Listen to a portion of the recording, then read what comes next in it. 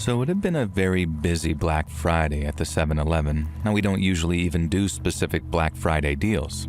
This was 2019, and we'd done that bring your own cup deal the year before, and plenty of people had arrived with cups for infinite refills this year too, and we had to explain our store wasn't doing that promotion this year.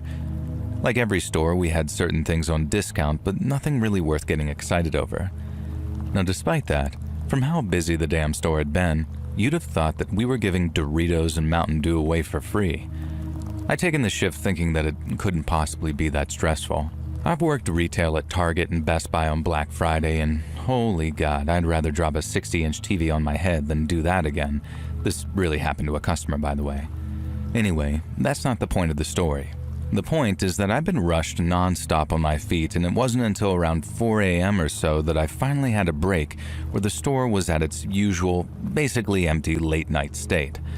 And basically what I'm saying is that I was so busy, so rushed, that I have an excuse for failing to lock the back door when I'd taken out some of the cardboard earlier. I should have been more careful, but I wasn't expecting the store to be so busy with only me, Bugs, and January, this chick that I've been crushing on, managing the store. And so yeah, I left the back door open, and you know when I said that the store was finally empty at 4 a.m. or so? Well, it wasn't. You see, a seemingly unhoused individual had snuck his way in through the back door and was camped out in the small storeroom, helping himself to as many non-perishable goods as he could fit in his damn face. And by the time my coworker January had stumbled across him after she went back there to restock the Cheetos, half the guy's face was blue from talkie dust. Now, she called me in immediately and I rushed in to play hero. This guy had been hungry, but not for anything healthy. He'd been tucking into some Twinkies and jerky and Takis and so much junk food that it makes me sick just thinking about it. And my God, he had been necking so many warm cans of Red Bull and Monster Energy. He was a big guy, and he'd stripped off his winter coat and sweater, and at this point, he was just wearing shorts and a dirty white vest. Now, based on the little nest that he'd made for himself in the corner of the storage room, I think he'd been planning on actually bedding down for the night there. Now, I was a little taken aback, but all I could really say was, "Hey buddy, you know you gotta pay for that." And the guy just looked up at me and blinked, and I swear to God, I could see the moment it dawned on him that this stuff wasn't just free, and he was gonna be responsible for the cost. Now, I felt a little bad for him because he clearly seemed to be homeless and very destitute and probably on drugs, even if he was colossally fat and eating junk food.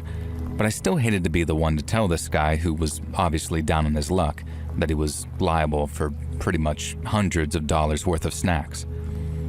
However, then he stands up, and that talkie dust was flying everywhere, and he points this big chubby finger at me and says, "And how the hell do you expect me to explain this to my wife?" Now, once again, I'm a bit taken back. The dude's walked in and just sort of helped himself to our stock, and now I'm being angrily asked how he's going to tell his wife. I don't know, man. Maybe you shouldn't have eaten our snacks in the first place, I thought. And that's kind of what I say, only in a more tactful way, and then he starts screaming at me that if I hadn't wanted him to eat the chips, I shouldn't have left the door open as an invitation. I guess he kind of had a point. I shouldn't have left the back door open, but if you see someone's house is open, you just don't go in and start eating their food, do you? And I said this to him, and he thought about this for a moment like the answer might have even been yes. And then this guy says, "You're not calling the cops, and you're not calling my wife." So I say, "Okay, we can avoid all that if you can pay for all the items you've eaten, and then we can just sort of make things work." Unfortunately, this guy said that this wasn't going to work for him. He needed to find a solution where the cops and his wife wouldn't get involved, but he wouldn't be stuck with the bill. I asked him what he proposed, and he gave a few ideas. One, we made them the winner of our Black Friday sweepstakes, which is not a thing. Two, I go halves with him and pay for half the food, and then he could just about manage the rest. Obviously no.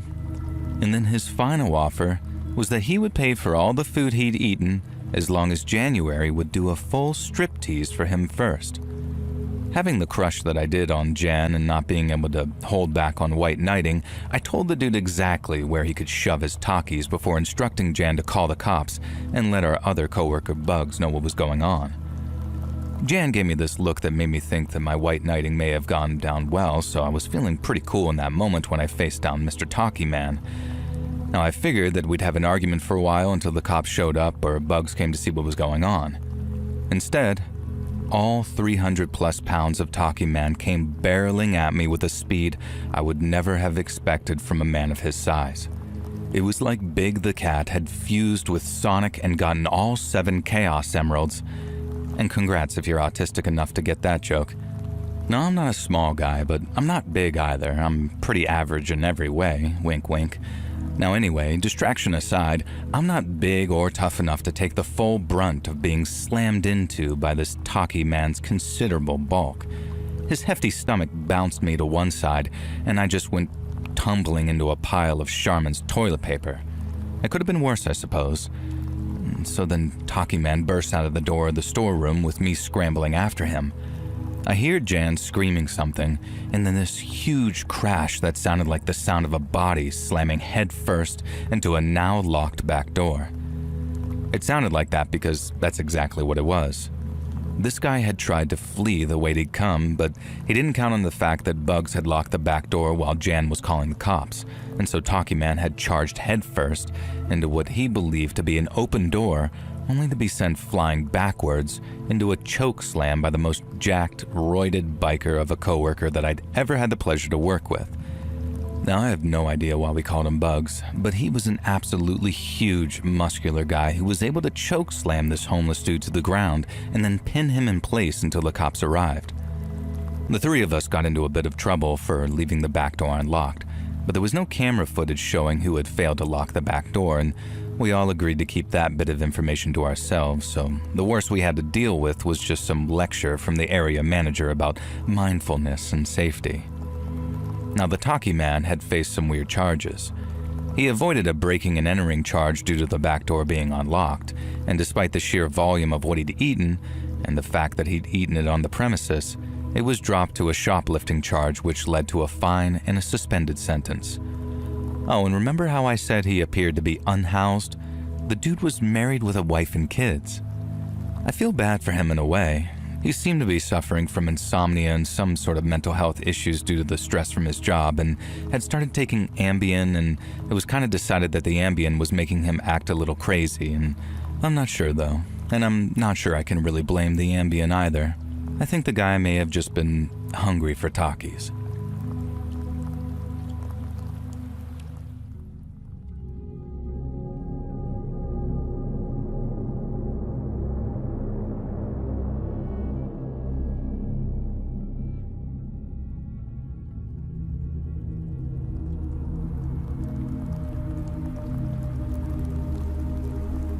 So to start off, my family's generally conservative. We're not like super big on politics or make it our identity or whatever, but if you had to ask, yeah, we kind of sway that way. And the only member of our family who takes it a lot further is my uncle, who's my mom's sister's husband. He was a card-carrying, red hat-wearing MAGA guy with the bumper stickers and everything. He's pulled away from this a bit now after all this stuff with the list, but we're not going to get into that. Now the point is, my uncle is a card-carrying devout Republican and most importantly, a member of the NRA and an absolutely huge gun nut, and I say that respectfully. Now family Thanksgiving is normally fairly chill. My uncle might be one of the most zealous of us all, but he's also a very super respectful dude, and we're not the type of family who get into political arguments. Even with my sister, who is a lot more left-leaning, we have our differences, but we're a loving family, and I generally think that we, including my uncle, are all good people. And I could tell that there was going to be trouble at Thanksgiving in 2023 when my sister showed up with her new boyfriend. Now for starters, you could see that he had a sort of effect on her. She'd done that whole blue and pink hair thing, which even she had always gently mocked. But I know my sister well, and she kept shooting me these looks of like, I'm sorry about this, and had a kind of nervous disposition. Anyone else might have assumed that she was just referring to her weird new look, but we're twins, and I knew that she meant something else, and that something else was her boyfriend. Now I'm just going to call him Jack, short for jackass. And right from the beginning, Jack was on the offensive. You could just tell. He was very snippy and coldly polite with my parents, which put me on the defensive immediately, and the same with other family members. After the food was dished out and he announced that he was vegan, something that we had not been informed of at any point, despite Mom sending the usual email out to any family members who might be bringing guests asking if there were any dietary requirements. And so Jack made this big fuss about being vegan, and my mom, bless her, went into the kitchen and went through all the damn boxes of ingredients to work out which food would be safe for him to eat as a vegan, as if it was some peanut allergy or something, while the rest of us all waited to get tucked in. Now, Mom came back with this beautiful handwritten list of foods that were definitely vegan-friendly and handed it to Jack. I saw the list, and there was certainly enough food on there to have a decent meal. Jack looked it up and down, sort of sneered, and remarked that he'd starve if he only ate the vegan dishes, and so he guessed that he'd have to make an exception this time around. Now, you're probably thinking that he just dished up a vegetarian platter, not vegan. No. This guy piled up turkey, ham, pigs in blankets, everything else the rest of us ate onto his plate, and I watched him eat. He went into that meat in a way that made me certain that this man had never been a vegan in his entire goddamn life. What was the effing point? And I kept glancing at my sister, and she just kept flushing with embarrassment. And so we're about 2/3 through the main course, and it's been going surprisingly well, mostly thanks to Jack stuffing his face with turkey so he didn't have room to speak. And we'd just been talking about regular things. I think everyone at the table, especially Uncle Ron, knew to avoid any kind of political discussions. And then finally, Jack took a break from stuffing his face with meat and dairy and made the quip. And it went something like this. He pointed out the front window towards my uncle's truck, which, if you remember, was very magnified back then, and then said, "Nice truck I saw in the driveway. Didn't know Mitt Romney was here." Mitt Romney. Out of literally any Republican you could have picked for the joke, he chose Mitt freaking Romney. And we all just sort of looked at each other like, is this guy trolling? But my sister shot me this look saying, no, please just let it go. And that's when I started to worry. Was this guy maybe a bit unhinged? Now my uncle, God bless him, paused for a second, and I saw his neck turn red with anger for the briefest of moments. And then he just laughed and said something like, Mitt Romney? Come on, son. You could have at least gone for someone cool like Hulk Hogan. So then Jack says, well, I don't think being a MAGA is very cool in any way, and then started talking about women's rights and Roe versus Wade, something which I would note most of my family did not support being repealed, and my sister put her hand on Jack's arm and just asked him to drop it, and he shrugs it off, a bit too violently for my taste, and my sister, who's normally very bubbly and chattily, just sort of falls silent. Now, I've got it in my head that this absolute chuckle frick is maybe an abusive partner, and so I give my uncle the look. He knows the one. It's the look I give him when I'm saying, hey, Uncle Ron, me and you are gonna screw with this guy, okay? And so Ron starts asking me how the shooting's been going, whether I've been hitting my goals at the range, and when we're gonna go out hunting again together. You know, completely innocuous things that would only rile someone up who's gonna have a problem with guns. And of course, Jack immediately leaps on this. He starts ranting about gun culture and this and that, and then he says, of course, it's sick just how anyone can own a gun these days despite obvious mental instability, and clearly looks at Uncle Ron when he says this. Now, Uncle Ron knows that we're trolling this guy, so instead of getting mad, he just ignores Jack and starts telling me all about the new firearms he's purchased recently. It was hilarious. And at one point, he was just completely making up guns that don't even exist, and also claimed to own a military-grade railgun that required a train track to move. At no point did Jack call him out on any of this or call BS, just as we suspected. Instead, he starts going on about how concealed carry should be abolished in our state, and if someone like Uncle Ron should be allowed to own, and it was some gun from Star Wars that Uncle Ron had claimed to own, I forget the name, and that he should at least be forced to let everyone know that he was carrying.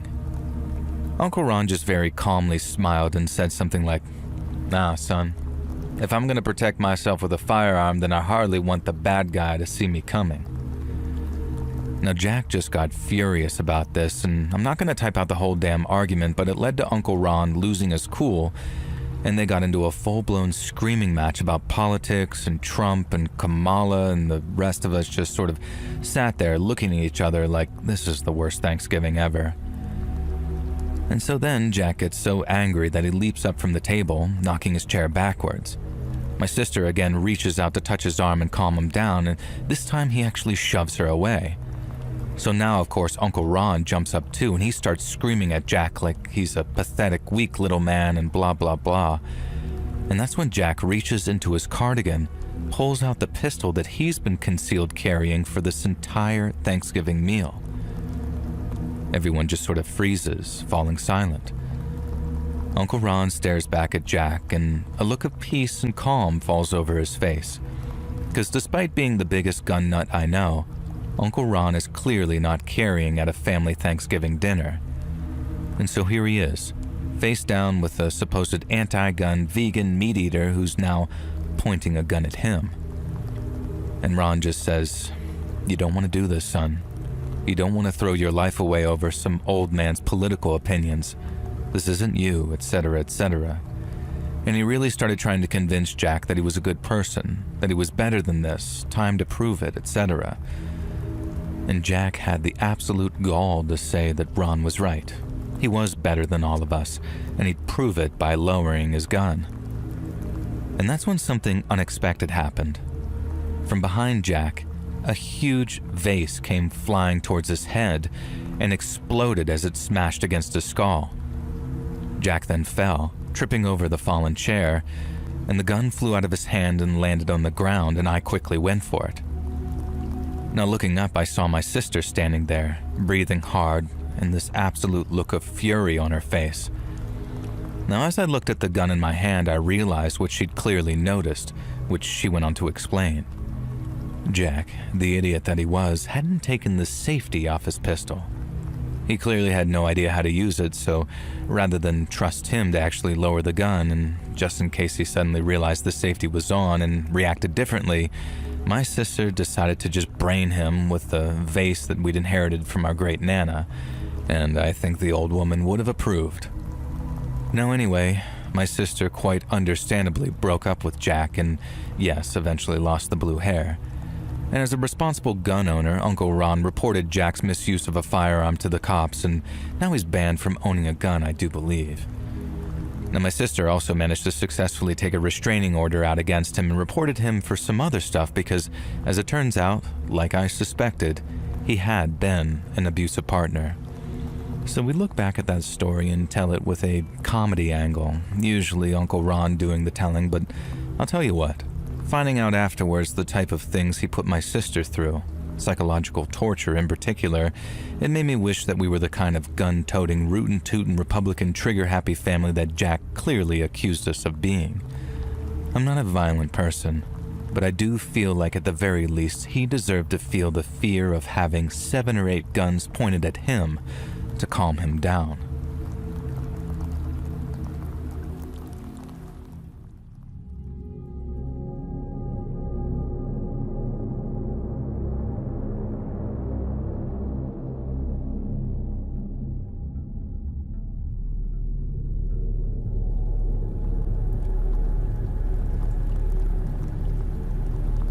So around 2015, I worked retail on Black Friday and agreed to be there from opening.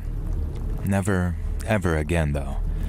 It was the scariest incident of my life, and that was before I was nearly killed by an old man wielding a pickleball racket. And so the day started like any other Black Friday sales day. That is to say, all the staff were lined up like riot police, waiting for the doors to open and the customers to burst in and start fighting like it was a mosh pit over their 40% discounted TVs, or whatever else these other people like to buy on Black Friday. I don't know, I'm not a retail worker, I'm a security guard, and so I was on the front lines here, as you understand, but I was the first line of defense against angry moms wanting cheap baby formula or gnashing grannies trying to get their grandson a cheap Nintendo Playbox or whatever, and then insisting that I'm hiding the imaginary product from her. And I could see the crowd was getting restless through the front doors. The poor outdoor security staff were working extra hard to prevent a stampede, or what we like to call a crush, which is basically a stampede of people who could literally crush you. And at one point I was sure that I saw the glass on the front door start to crack. Well, thankfully I imagined that. Now we were all there, braced like we were ready for a riot when the doors were about to open, and I never felt more nervous in my life.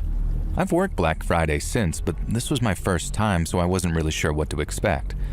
Now let me tell you, when you see the footage of those riots and the way people fight each other to get their little bargains, it's not an exaggeration.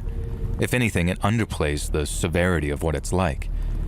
The doors open, and a human ocean bursts into the store. Now, I won't name the big brand store that I work at, I don't want to get fired, but pick one of the stores with footage of people going nuts over cheap televisions and discounted sound systems, and it's one of them. Now, each type of person you can imagine came bursting in that store that morning. You had the angry grandmothers with the sharp elbows and even sharper tongues, and you had the Joe Rogan wannabes who wrestled their way to the toy section trying to get the cheapest Furby or whatever boy's toy was doing the rounds. And then there were the big ladies trying to get their cheap hair dryers, and then all the types of everyone who wanted to get their hands on discounted 4K TVs and UHD players. Now you can't blame them. Some of the prices were obscene, and if I hadn't been at work, I might have been right there in the crowd fighting my way through for bargains like a rock'em sock'em robot or whatever. But alas, I was stuck corralling the crowd down the right aisles, trying to keep soccer moms from sucker punching deadbeat dads, and I'm pretty sure at one point, I even saw some IRL streamer streaming the whole thing. Now, it was chaos, absolute chaos, just a royal rumble of retail that is far scarier when you're on the ground than any of the footage can possibly convey. But let me try though. These are some of the things that just went down that day. 2 old men got in a fight over a bowling ball which involved one of them smashing the other's knee out with said bowling ball. In the kitchen aisle, an angry mother of 4 got in a fight over the last blender, so she used the show model to try and knock her rival unconscious. Now this backfired, causing her to twist her wrist and the rival to swipe that blender out from under her. 2 different customers got trampled, including a broken arm, and thankfully there were no deaths though. Now quite possibly my favorite though was the 2 adult neckbeards who got into a fistfight over Magic the Gathering cards and ended up trashing the entire toys and games department by throwing each other against the shelving units. This also makes it sound like I wasn't doing my job, but trust me, I was. And so were the rest of my colleagues. If it wasn't for us, I'm convinced that there would have been deaths, multiple deaths. And the cops told us as much in the aftermath of the sale. There was so much damage, so much carnage that we ended up losing more stock to damage than we even sold. Now this might all sound comical and even silly, but I want you to consider this. Humans were willing to behave this way towards each other over a little bit of money off of a TV. One man broke another old man's knee with a bowling ball, like I said, and that injury will probably last for life. The blender to the head. Thankfully that didn't cause damage, but imagine if it had shattered. That could have taken someone's eye out. And on top of that, we've got these absolute clowns who trashed an entire aisle of children's Christmas presents because they wanted to fight over some playing cards. It doesn't sound so silly and funny when you look at it like that, does it? Working security during Black Friday really severely challenged my faith in humanity.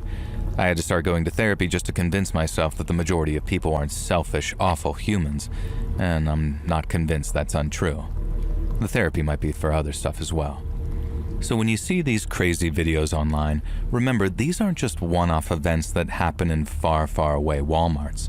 These are your neighbors, your friends, your coworkers, and they're prepared to crack you over the head with a 4K monitor if it means they can save $20 on that Nintendo Switch they've been coveting. Now I'm convinced that somewhere, Satan's watching a Black Friday Madness compilation on YouTube and just laughing his butt off. I just wanted to send this in to say, be careful if you ever go Black Friday shopping. I'd hate for you to lose your head over a Superman action figure or some rare Charizard. 'Cause know this, I've got dibs on that fella.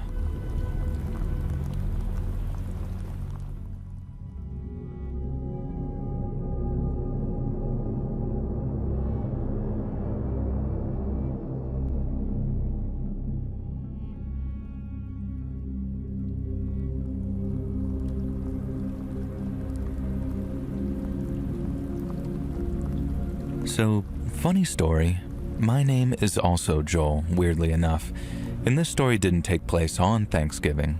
It was the day before, but the outcome of the story is probably the thing that I'm most thankful for.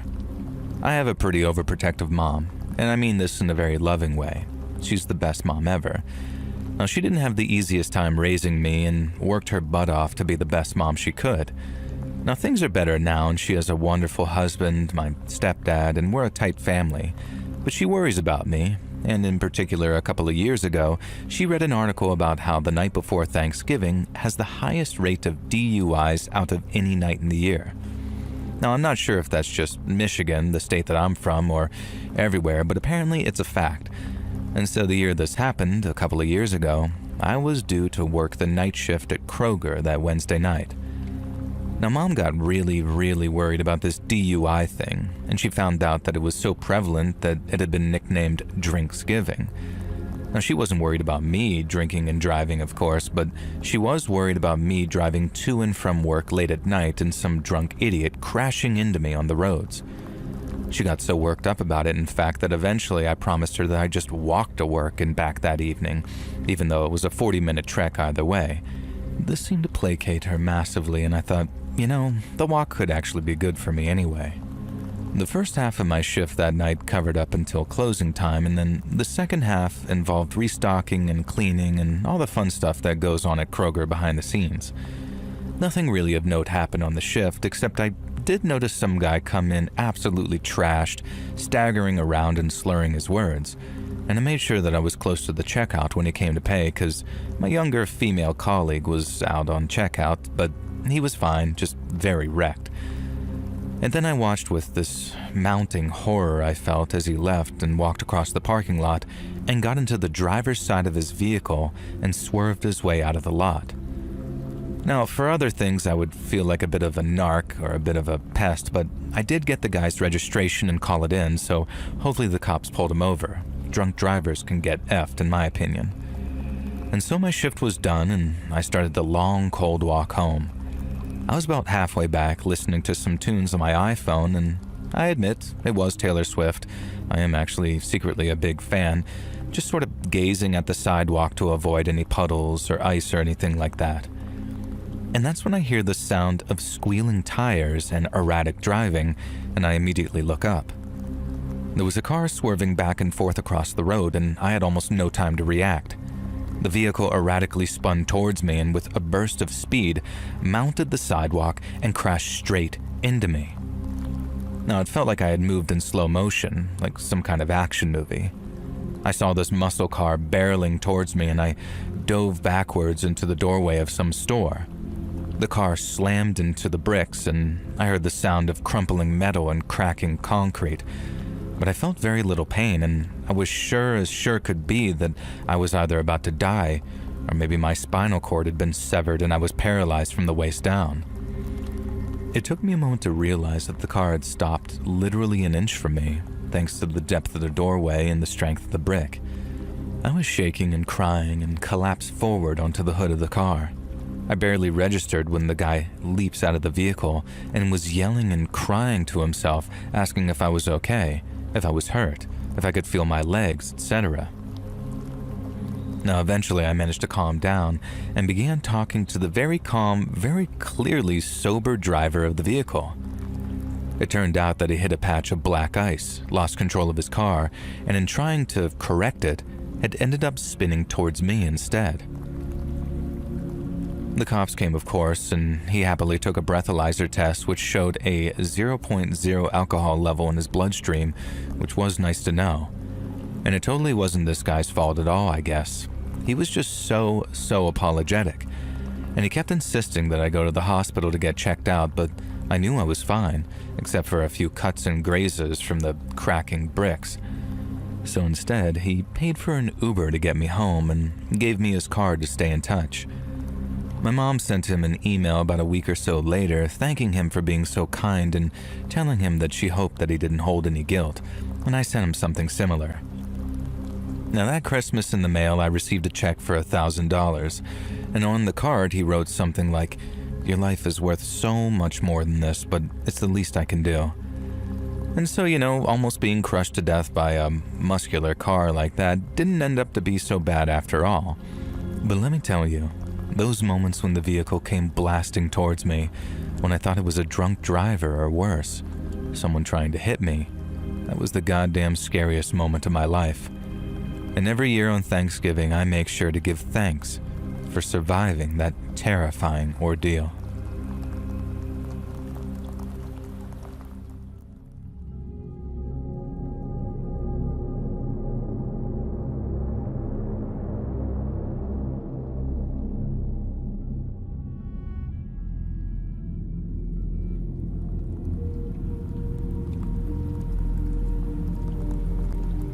So some years ago now, myself and my then boyfriend went to Mexico City on vacation.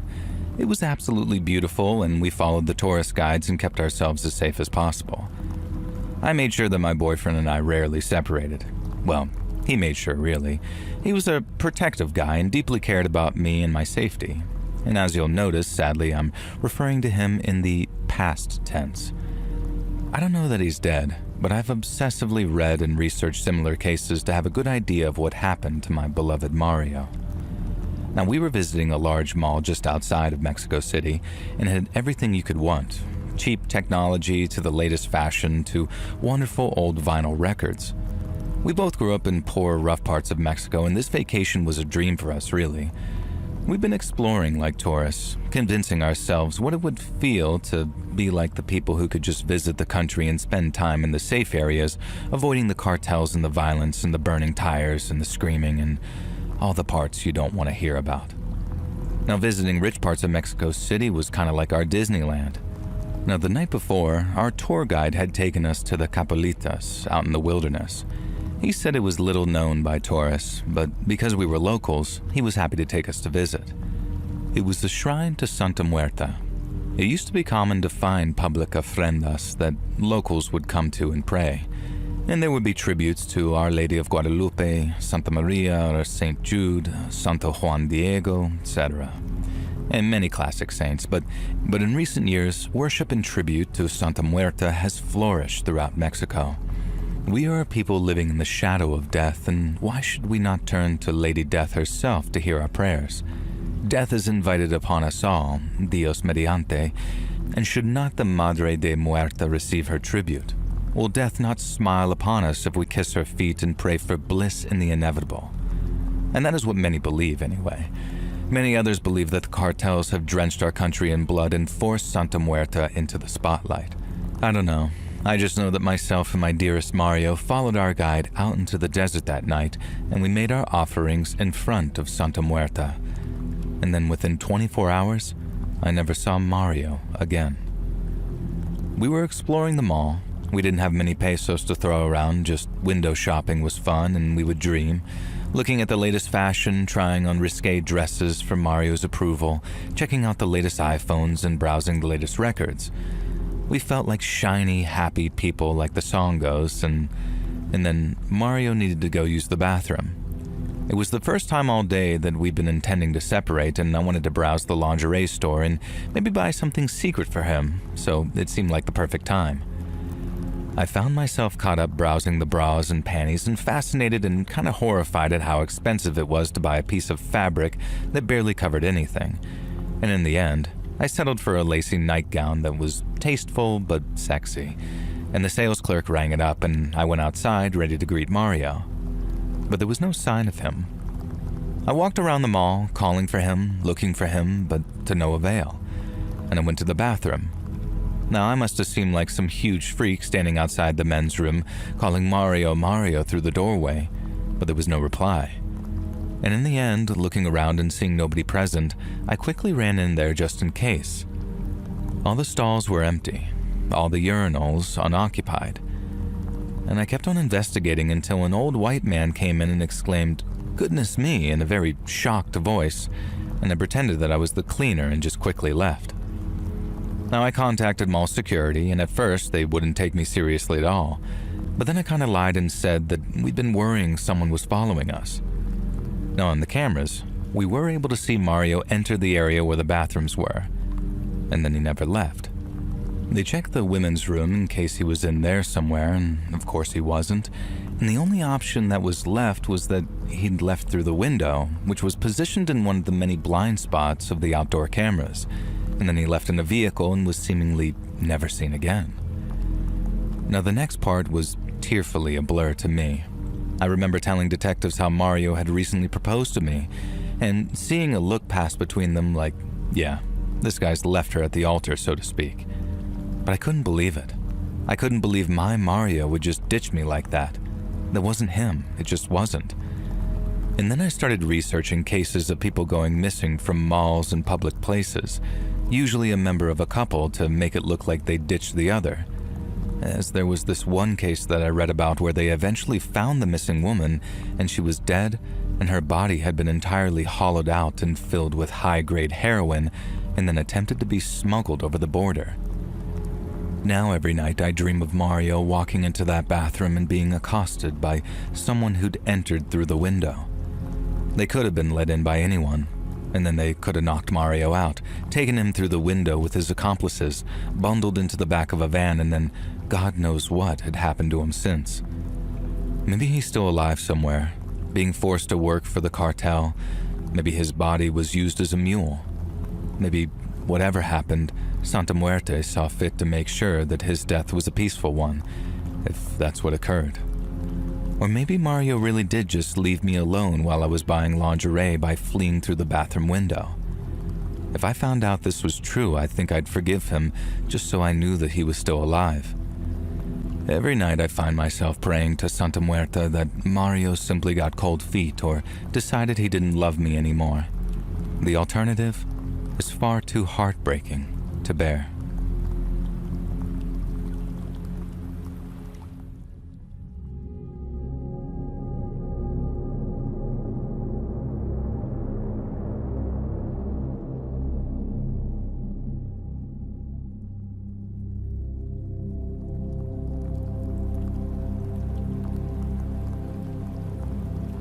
So I'm a woman in her early 20s, and last year was my first Thanksgiving alone, as I'd moved cross-country and couldn't make it back home for our usual meal. Now I was pretty sad and depressed about all of this, even though Dad and my stepmom made a big effort to have a Zoom call with me and have a little party that day before Thanksgiving. Now I decided I was going to turn my frown upside down and be a good Christian and spend my Thanksgiving volunteering at a local soup kitchen. They'd been really struggling for volunteers for that day apparently, so when I went in the week before and asked if they needed me, the large, older lady who runs it, her name was Belinda, gave me the biggest, warmest hug I'd ever had from someone I wasn't related to. And that made me feel a lot better and almost like I'd made the right decision. Now on Thanksgiving Thursday, I arrived at the soup kitchen early and found myself waiting outside for Belinda to arrive.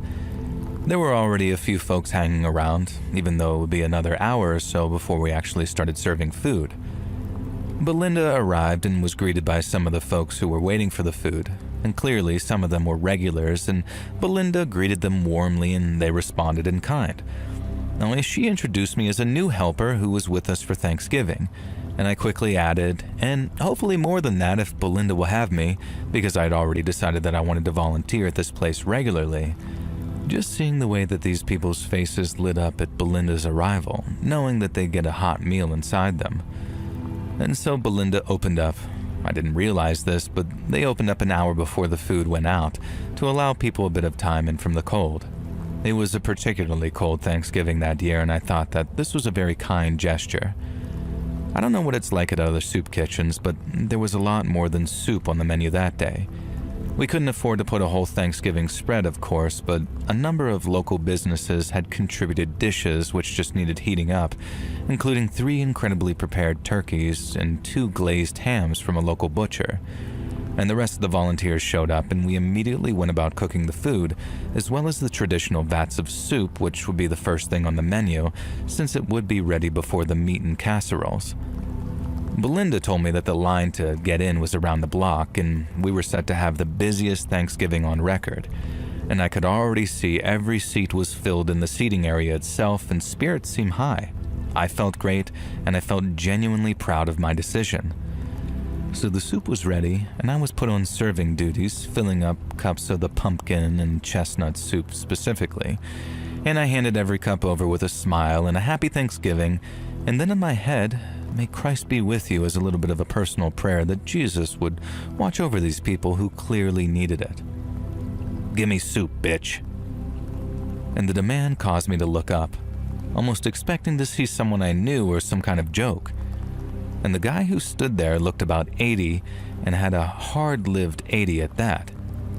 He was blind in one eye, and his face was pockmarked with scars, and his hair was long and lanky but bald on the top, and he was stick-thin and wiry, wearing a military-style coat.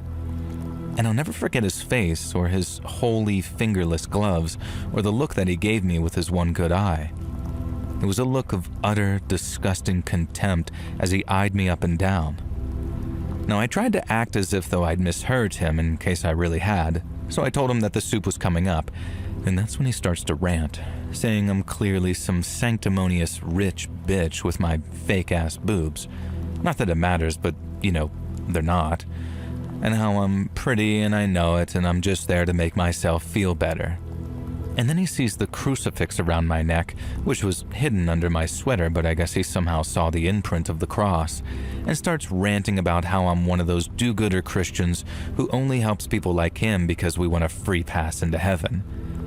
Now, I wasn't about to say anything in my defense to this guy, and I'm not going to explain myself too much here either.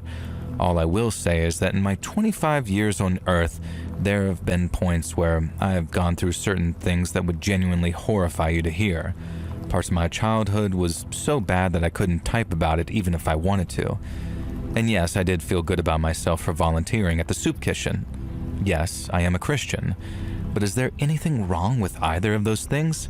This freaking guy didn't know me, and he didn't have any right to judge me. And I'm sure he'd suffered too, probably terribly from the looks of him, but to assume that I was some privileged B-word who had it easy just because in his opinion I was attractive, how dare he? How absolutely dare he?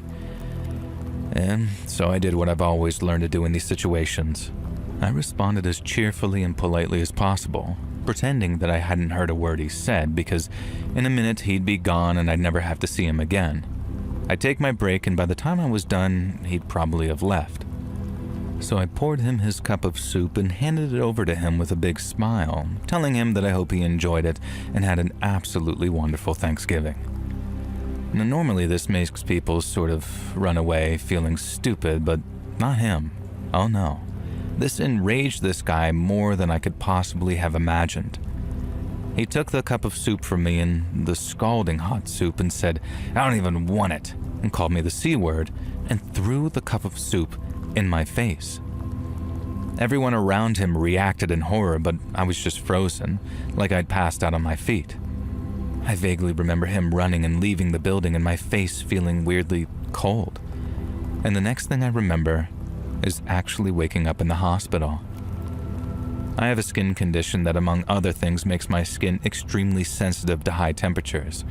The soup had been hot enough to burn away part of my cheek and sent me into shock, which had caused me to pass out and stay unconscious for a few hours.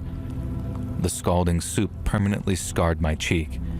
And it wasn't bad enough to warrant a skin graft, but there is a red mark there forever that gradually kind of looks like a birthmark. And I also required an operation on my eye, which thankfully was successful and I retained my sight, but a small section of my right eye is now permanently bloodshot. Belinda had been at the hospital with me. I don't remember this, but apparently all I kept doing was worrying whether they'd close the soup kitchen and that people had been able to get their meals, and she just kept assuring me that no, it was still running. And fortunately, they were not able to catch the man who assaulted and permanently scarred me. He'd come bursting out that front door and nobody really had known why, and the whole thing had just been so sudden and bizarre. And the chances are, if it had happened to someone who didn't have a sensitive and unpleasant skin condition like mine, it would have just hurt like a mother lover, and that would have been that. Unfortunately, though, not in this case. I spent a few days in the hospital, and the thing that I kept telling myself was, this was just one guy. There are terrible people in every group, and the lesson that I've been taught here, I believe, is that forgiveness isn't necessarily what's important, but rather the lack of placing blame. So I still volunteer at that soup kitchen. I've become friends with some of the regulars, and I wish I could do more to help them. Belinda couldn't believe it, but it just felt right. Now, I'm not some kind of saint, though. There's a part of me, a very dark part hidden deep in the back of my mind, who continues volunteering at that soup kitchen in case that guy returns. And if he does, maybe I'll throw some soup in his face.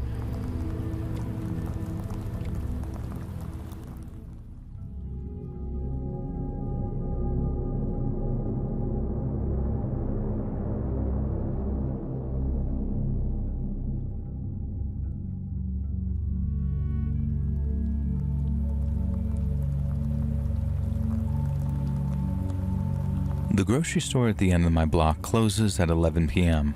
If you go after 10 p.m., you'll be able to get some good deals on discount products.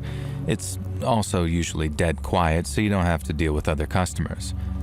Just one or two late-night shoppers like me and staff trying to stock the shelves to get things done early. That night, things felt weird on the walk over. It's only a 5-minute walk, but I was certain that I was being followed. I looked around and, sure enough, at a distance, there seemed to be a guy in a pastel blue hoodie and white pants. He didn't seem threatening, he was just sort of walking at the exact same distance behind me the whole way. If I stopped, he seemed to find an excuse to stop as well. And so I go into the grocery store, and down the end of the aisle I saw the guy who I believe had been following me. But that was absolutely impossible, I thought, because he definitely hadn't passed me. And so I head down the aisle a little, keeping an eye on my guy, and eventually I realize it's not the same guy, but he seems to be dressed exactly the same. Now, I don't know how to prove it to you exactly, but it definitely wasn't a uniform or a coordinated gang outfit or anything like that. What kind of uniform consists of a baby blue hoodie and some white jogging pants? Now, I heard the front door of the grocery store open, and in walks a guy who's been following me previously.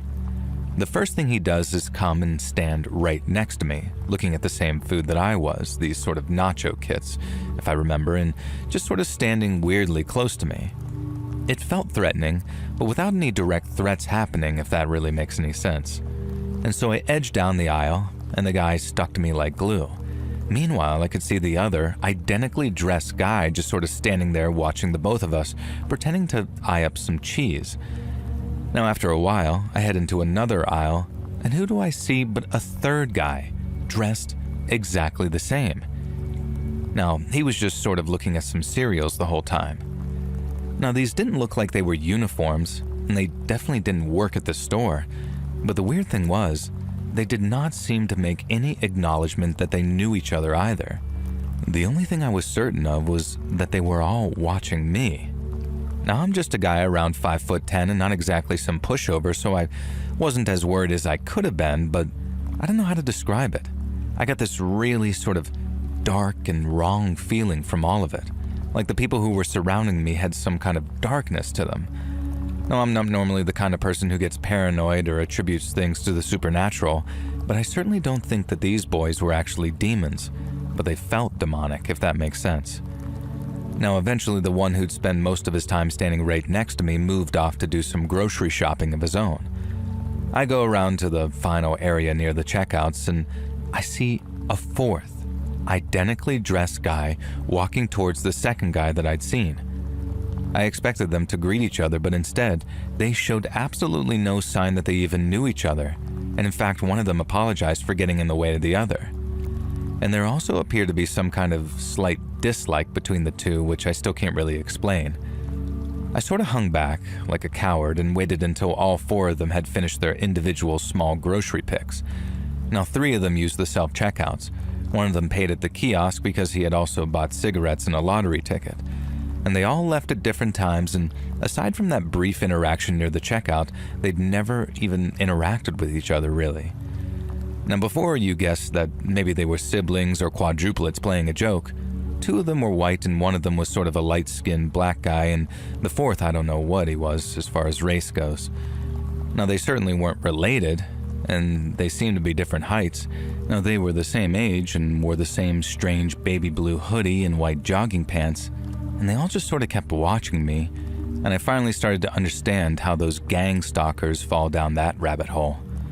And so when I got to the checkout, the elderly lady who rang up my items was someone that I saw there often as a regular customer, and she glanced around the store and then leaned in and whispered to me and asked if I'd seen those guys just now, who had all been dressed exactly the same. I said yeah, it was wild that there were 4 of them at one time, and she shook her head and said that in total there must have been 6 of these guys. 2 of them had left the store before I had arrived. And then she gave some speech about how she wasn't normally the superstitious type, but they gave her the heebie-jeebies. Now, I didn't blame her. I asked her if she had any theories, and now she said that the best she could come up with was that it was the Saturday after Black Friday, but did that even mean anything? Did that have any kind of significance? Now, I've never really been able to find anything. Now, the walk home was 5 minutes, but it felt like 5 hours. The checkout lady almost begged me to get an Uber home, but there was no way that I was paying for an Uber to drive around the corner, and I would have felt like an idiot. Now, I didn't see the guys on the walk home, and nor have I seen them again. I know it seems like an anticlimax, but it was by far the creepiest, weirdest things that's ever happened to me while out at the grocery store. Now, if anyone has any theories as to what was going on, that'd be great, but 2 of them watched me intently, one of them stuck to me like glue until he just suddenly didn't, and 2 of them ignored me entirely, and 2 of them had left before I even arrived. So one of them at least was interested in me. Why were they all dressed the same? Why did they have the same aura? Were they gang members who decided that I wasn't worth the hassle? What does everyone else really think? Because I may just be the only person out there who gets freaked out when someone's wearing a baby blue hoodie and some white sweatpants.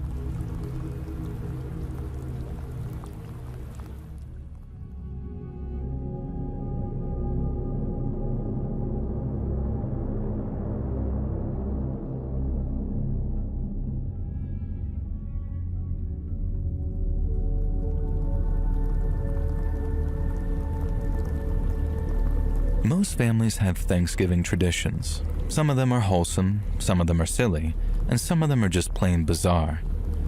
I know this because I read a Reddit thread about them, and I was going to post my own family tradition and the outcome, but in the end I decided that I didn't want to bring the mood down into the Earth's core. So I thought, hey, why not send it into Let's Read instead? Look, I'm not going to pretend that my dad isn't an idiot. He is. An absolute goofball, and I love him for it. But he'd be the first to admit it. But sometimes his dumb flippery gets him into a bit of hot water. Things like managing to offend a waitress at Red Lobster somehow, or nearly losing a major contract at work for sending a boomer Minions meme to the company that they were courting. Now, this idiot is just bad at jokes. He once decided to prank Mom on April Fool's Day for telling her that he'd been cheating on her and wanted a divorce. Only the absolute clown got the date wrong and forgot that March has 31 days in it, and pulled the prank on the morning of March 31st, so Mom had absolutely no reason to suspect it was a joke. And boy, he had a lot of groveling to do after that one. And so you get the point. He's a lovable goofball boomer dad who just isn't funny at all, mostly, but he is indeed lovable. He also caused Thanksgiving to be pretty terrible one year. And so for many years, we had this old serrated electric carving knife for cutting the turkey. It was one of those serrated knives where they're not actually sharp unless you're sawing into something, and on top of that, it was blunted through years of use. And so every year, to entertain the kids, before cutting the turkey, he'd take this damn knife and pretend to cut his hand off with it. It was this whole gimmicky thing. He'd press the blade against his upper wrist and then wow the little kids with how strong his skin was because he could just press a knife against it. And then for the final shock value, he'd turn the knife on by flicking the switch. Except it wasn't plugged in, of course, and it wouldn't actually operate. And of course, the rest of the family had to then explain to the little kids that they shouldn't do this and the knife was blunt, yada yada yada. And it was just some stupid thing Dad always did. And so this one year, the carving knife had finally died and Mom replaced it with a new one. She told Dad, and she told him multiple times not to do his knife trick this year, and she made him promise, but I guess she didn't explain exactly why. Now here's the problem. Serrated blades can be crazy sharp if they're of a certain design. Electric carving knives these days are famous for being way more sharp than people realize. But Dad, in his arrogant wisdom, was still convinced that this wouldn't matter. Besides, it wasn't plugged in. He'd just be careful and make sure that he didn't press it into his skin too much. Of course, this was his explanation after the fact. At the time, none of us knew that he was going to do it. So picture the scene. There's about 15 family members crowded around the table in our large dining room, ready to fill their plates. Dad's about to do the opening ceremony and cut the turkey. And he does it, and he does the trick. He presses the blade against his wrist. Everyone starts to roll their eyes, and then Dad suddenly yells the F word because, even being as careful as possible, the serrated blade cuts right into his wrist. And then the pain causes his other hand to spasm, but it's okay, right, because the carving knife isn't plugged in. Well, no. It's not plugged in because it was a rechargeable knife. So his finger slips, he presses the switch, and we all watch in horror as his brand new, incredibly sharp electric carving knife slices through his wrist like butter. Everyone's screaming, except for Dad, who's just sort of staring down at his severed hand at the blood spraying from it. He's woozy, dizzy with shock, and sort of lifts his arm up, leaving the severed hand behind. And of course, blood sprays everywhere. All over the Thanksgiving dinner spread, all over the family, all over the screaming, crying family members. And I'm the one who springs into action. The knife's still running, embedded into the table now, and I reach through the blood and gore and shut it off. And then I grab my own father's hand and rush him to the kitchen to put it in a bag of ice. Meanwhile, other members of the family are trying to snap my dad out of the shock that he's clearly in. We're calling 911. Others are yelling that the ambulance will take too long, etc. In the end, I drag Dad to my car, throw him into the back seat, place his ice bag hand in the passenger seat, and just hightail it to the emergency room. And I'll never forget it. Dad was unable to say much of anything on the drive there, but he did let out one thing. "Thanks for giving me a hand, baby girl." God. If he hadn't been in the back seat with a severely bloody stump of a wrist, I probably would have punched him in the jaw in that moment. Unfortunately, they couldn't save his hand, as there was too much nerve damage that had been caused by the cut, and when my mom arrived at the hospital, she insisted on making up a slightly less embarrassing story of how he severed his hand. I forget the exact details, but I'm sure they didn't buy it. So, Dad only has one hand now. Thankfully, it was his left, and he's right-handed, and that's the thing he always says each year for Thanksgiving now. At least it wasn't my useful hand. And knowing Dad, he wants to say something even more cruder than that. So, that's how my lovable goofball dad effed around and found out, and if anyone asks, he tells them it was bitten off by a shark. He has a prosthetic hand now, and yes, you can best believe that he uses that damn prosthetic hand for boomer dad pranks wherever he can. And the best was last year. My daughter brought her new boyfriend over for Thanksgiving, and they're high school seniors, and her boyfriend is a sweetheart, and Dad introduces himself by walking up behind him, placing his prosthetic hand on the poor kid's lap and saying, "This is what happens to the last guy who got handsy with my granddaughter." Thankfully, me and my daughter had warned him in advance, and the smart-ass kid took the prosthetic hand, turned to face my father, and shook it with a very "pleased to meet you." I think he's a keeper.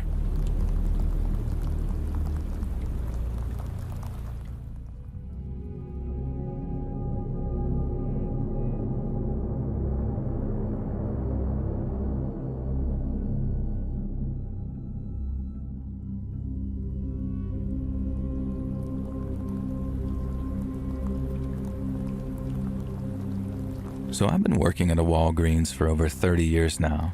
Now this happened just a couple of years ago, and to this day it remains one of the most disgusting things to ever happen, but not to me, but a colleague. Now Jamie was a new girl working checkout at the pharmacy. I'm a pharmacist, so I sign off and dispense prescriptions, but Jamie sold over-the-counter medication and would hand out prepared prescriptions over to the customer, etc.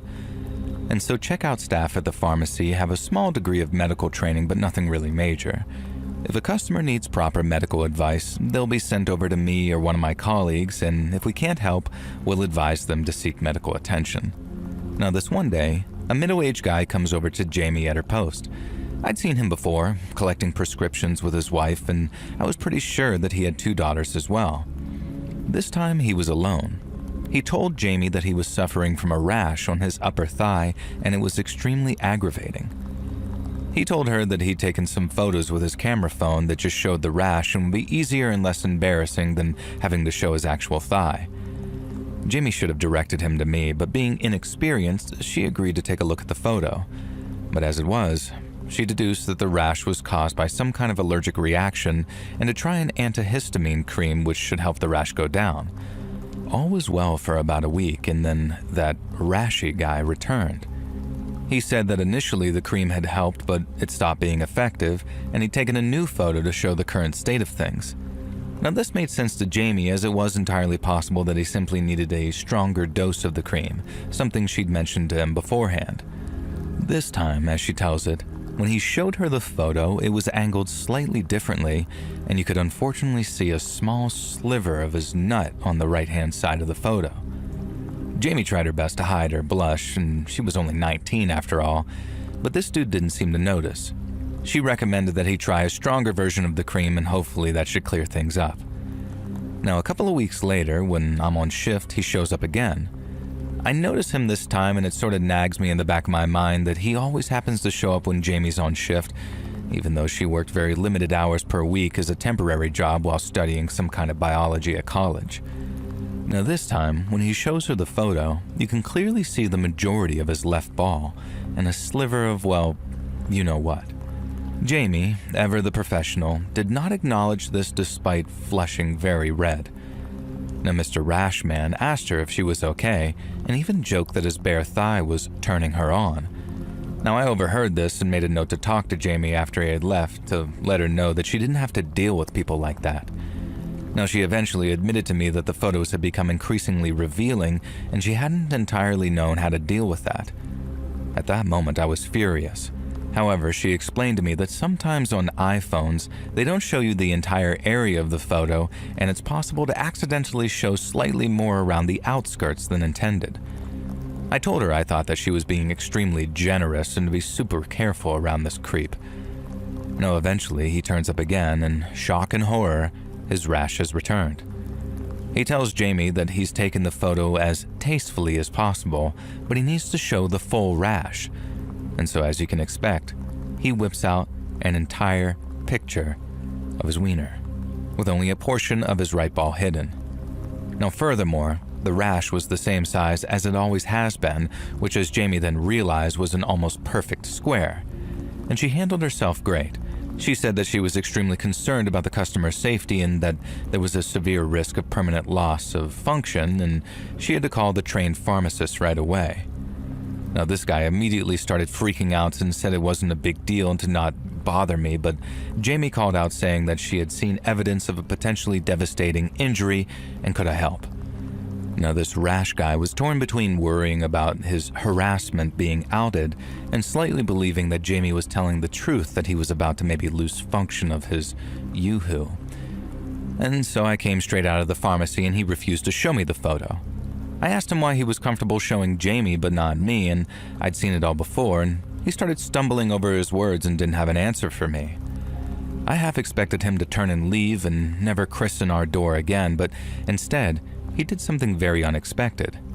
He grabbed a bottle of cough medicine and threw it hard against the counter, causing it to burst, and then he fled in the ensuing confusion. I'm not sure if he thought the cough medicine would function as some kind of kung fu smoke bomb or what, but clearly he'd forgotten that as a client of the pharmacy, we had his name and address, as well as all the details of his family. Now, we reported the whole incident to the cops, who said that they may not have been able to pursue any sort of harassment charges, as he could have claimed accidental reveal, but that by smashing the cough syrup, he implied intent with his behavior, which allowed us to press charges for that and involved his wife finding out about everything. Clearly, he just wanted to intimidate a young pharmacy worker, and instead he ended up on the offenders registry. Probably not the outcome he was hoping for.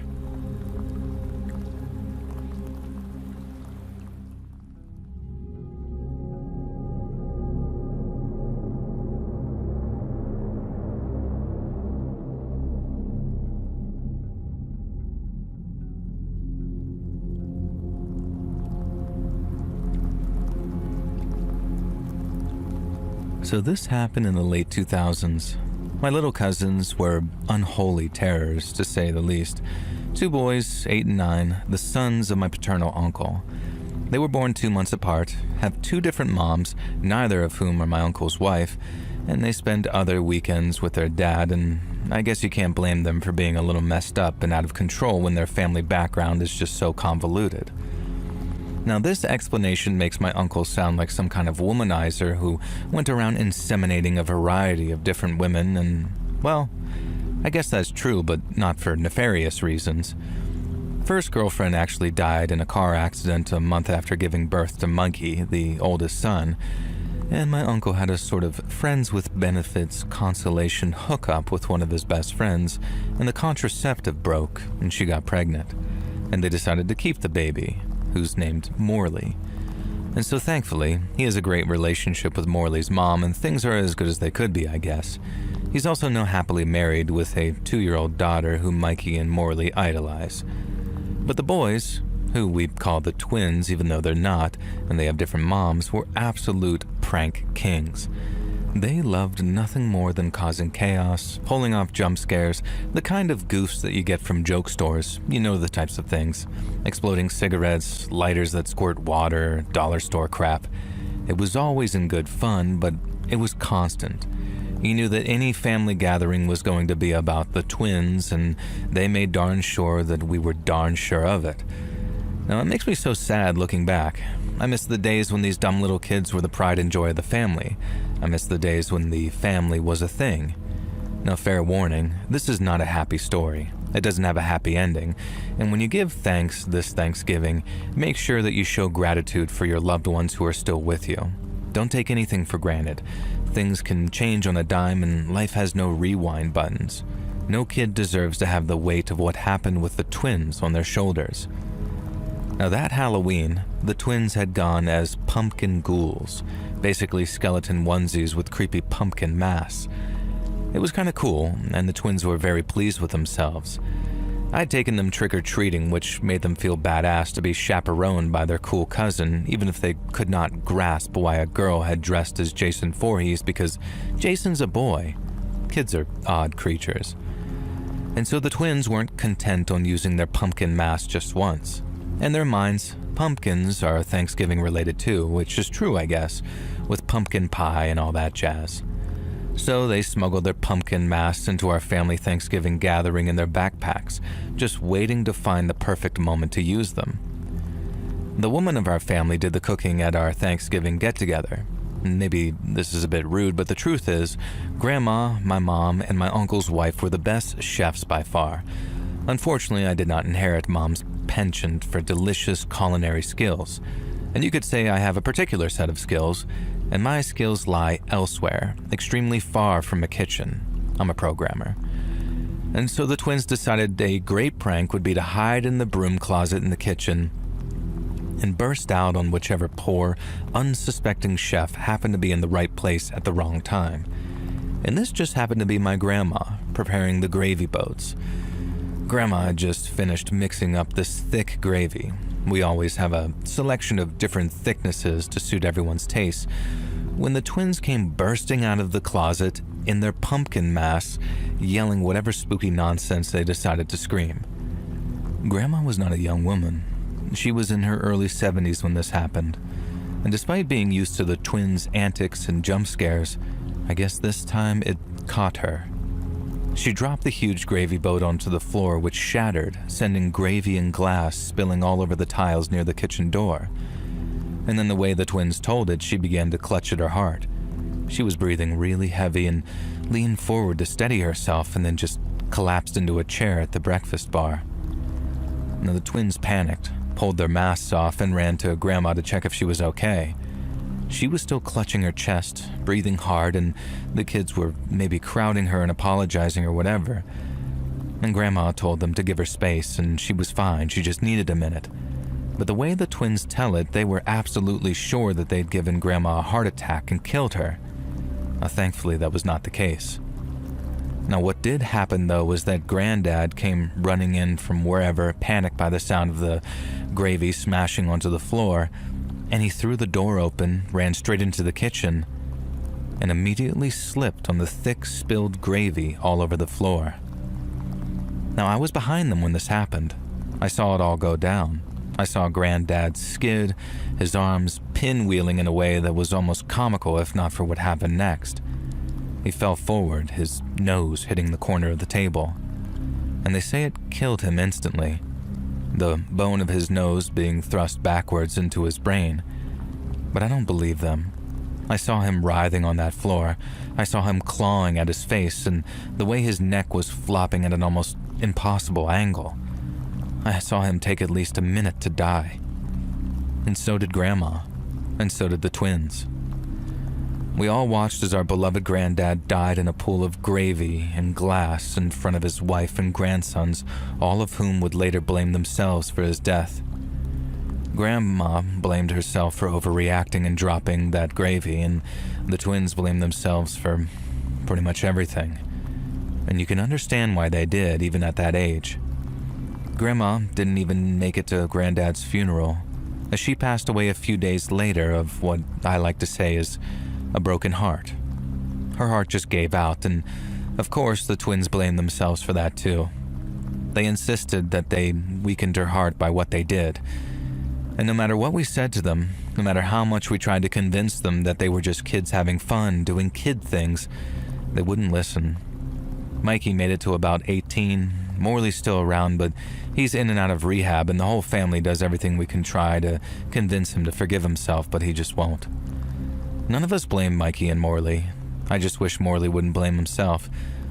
So, this Thanksgiving, be grateful for the ones you love and what you share with them, because you never know when the most ridiculous, unexpected, and unseen event might just change your whole family's lives forever.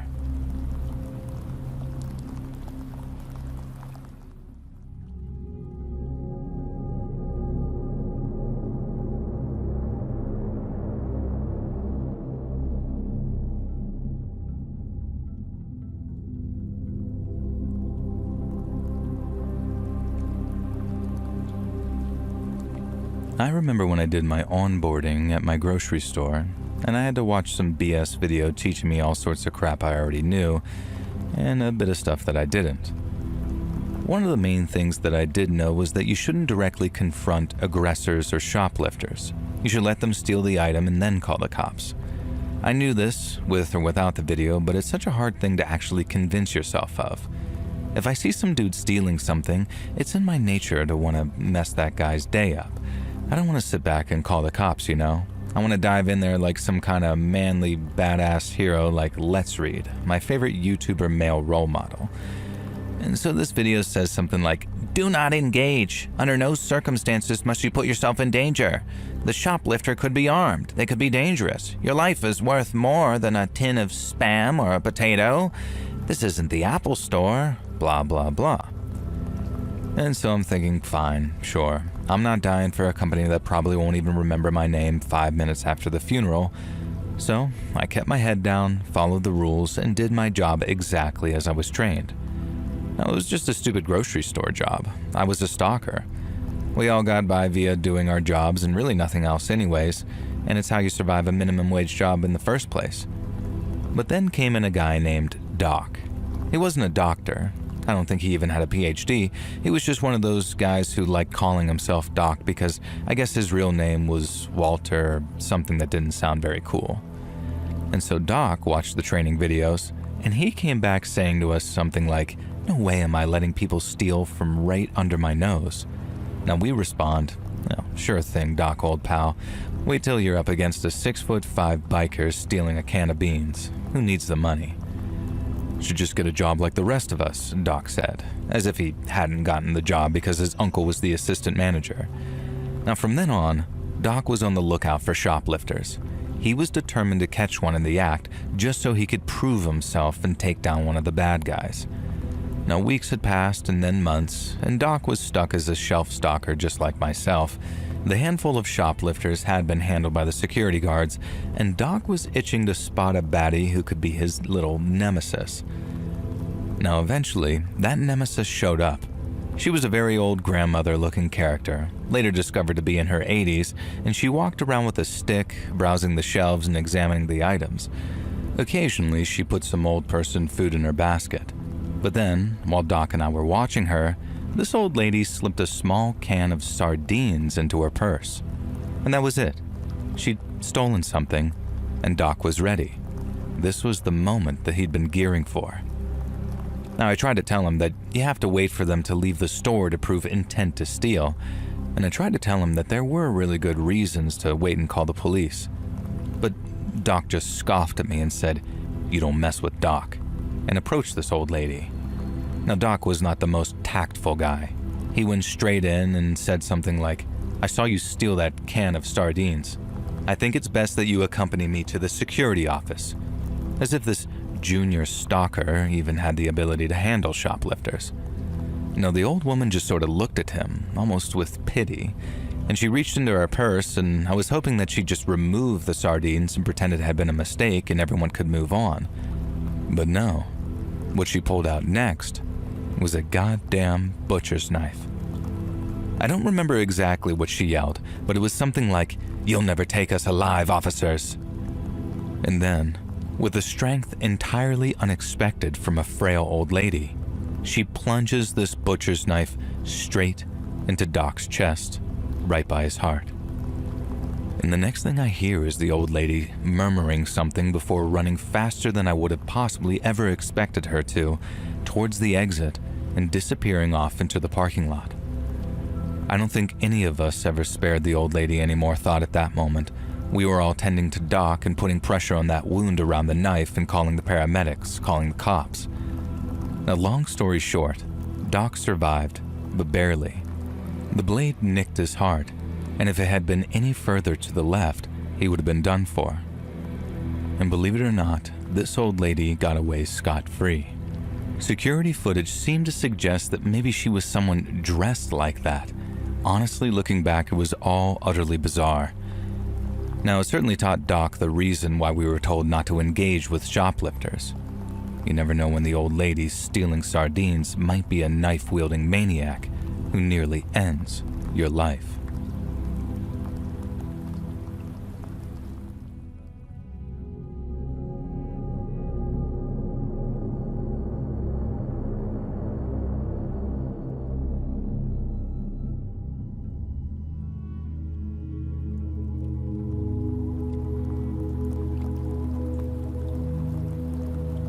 So I'm a woman in my 40s, and I run a Meals on Wheels service. I run the business all year round, but on Thanksgiving, I go that little extra mile to just bring a bit of extra joy to my elderly and disabled clients. Now, there was this one old fellow that I used to visit, and he only had me booked in for Thanksgiving. He did fine most of the year, but he liked having a nice Thanksgiving meal prepared for him, and I think he liked the company too. He told me a number of times that he didn't have any family and it was just him. So Thanksgiving 2018, I turned up at his house with a special ham roast prepared for him with love. I looked forward to seeing this old fella. I was kind of excited for him to answer the door and see his usual beaming smile, his shiny white false teeth perched precariously in his mouth. Now, I'm just trying to sound silly here, but I was a little surprised when a much younger guy answered the door. Now, I told him who I was, Meals on Wheels, and explained that I was here to see that old fella and cook for him. And the young guy looked confused for a second and then said, "Oh, damn, his grandfather was in the bathroom and must have gotten the timing wrong." And the guy invited me in and encouraged me to start preparing the food ready for the old guy to finish his bath, and that it'd be a nice treat when he got done bathing and realized that he had a Thanksgiving meal to look forward to. Now, the young relative ran upstairs very quickly, and I heard him calling through the bathroom door, telling his grandfather that the Meals on Wheels lady was there for him. And I couldn't hear the grandfather's response, of course, but why would I?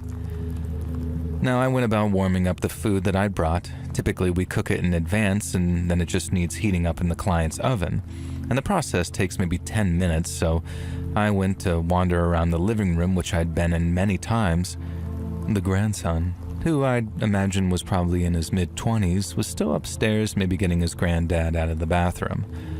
Now, I started looking at some of the photos on the wall. They all just showed my elderly client at different stages in his life. However, I started to notice something odd. The young man who'd let me in didn't seem to appear in any of these photos. In fact, there was nothing that I could see that suggested that my client even had grandkids. And then I remembered.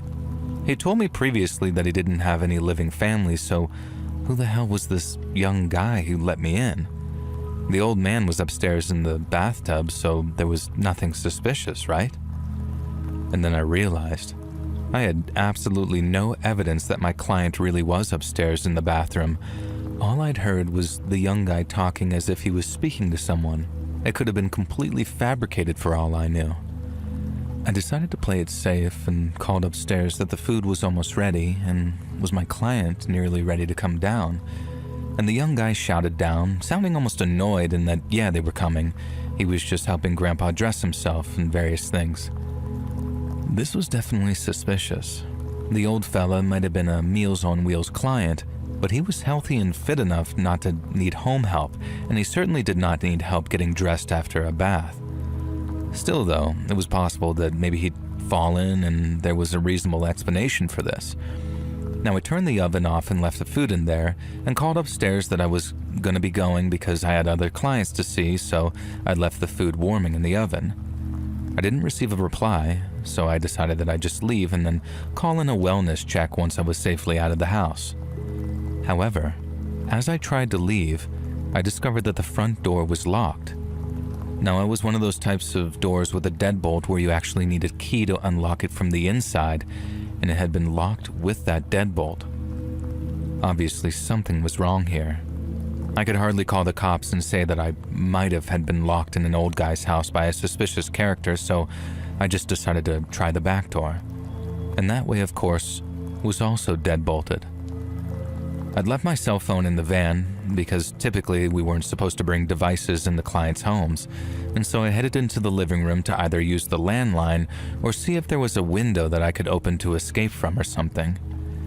Now this fake grandson was standing there, wearing nothing but his tidy whities and a poop-eating grin on his face. He started on some rant about how a dried-up old hag like me would surely be flattered to sleep with him, and that he'd even pay me if I did certain things. Now I was speechless, disgusted. I'm happily married, and even if I wasn't, my God. I told him as much and told him that if he didn't unlock the door right this minute, I'd call the cops. Now he just sort of laughed at that as if that was somehow a complete impossibility. And still no idea to this day why he was so confident about that. So the fake grandson approaches me and says that if I won't take him up on his generous offer, then considering I'm technically a home invader, I'm unsure of what logic he was using to decide that he had no choice but to defend himself. I asked him what in God's name he was talking about, and he just looked me in the eye, point blank, and just said, "I'm going to touch you, and then depending on how I feel, I might just bury your body in the basement." I could tell he was serious. I could also tell that he was seriously on something. Later, via the police report, I found out that he was on an absolutely ridiculous amount of cocaine, but at the moment all I knew was that there was no way that this pasty creep was going to get his hands on me. And from visiting my client every Thanksgiving, I knew the living room well, and I knew that behind me there was a fireplace, and besides that, a set of tools for cleaning that said fireplace. A poker, a brush, and one of those long metal dustpans. And that's what I managed to grab when I reached behind me blindly, and that's when I swung forward, cracking my would-be assailant straight in the crotch. He howls, screams, and fell to the floor, and just for good measure, I brought that pan down again on him, the flat underside slamming into his clearly aroused groin. And I later found out that it's possible to break someone's you-know-what, and that's exactly what I think I did. Unfortunately, this is also why my attempted freak managed to get away with a suspended sentence, because I was forced to lower the charges to avoid him countersuing for some fairly serious bodily damage. But it felt pretty worth it regardless, and I'm pretty sure I dissuaded him from trying to touch anyone else in the future. Now, I found out that my client had unfortunately passed away the week before, and due to his lack of family, His Meals on Wheels order had yet to be canceled. The guy who attempted to trap me there was the new tenant, and apparently decided to celebrate his Thanksgiving by doing a truckload of drugs and trying to kidnap a Meals on Wheels worker. I don't know what became of him after the disappointingly short legal proceedings in which I had to back down from pushing too hard after I basically broke his wiener, but again, I think I did the world a favor. So I'm thankful for my near miss that day, and also thankful for my perfect aim with that dustpan.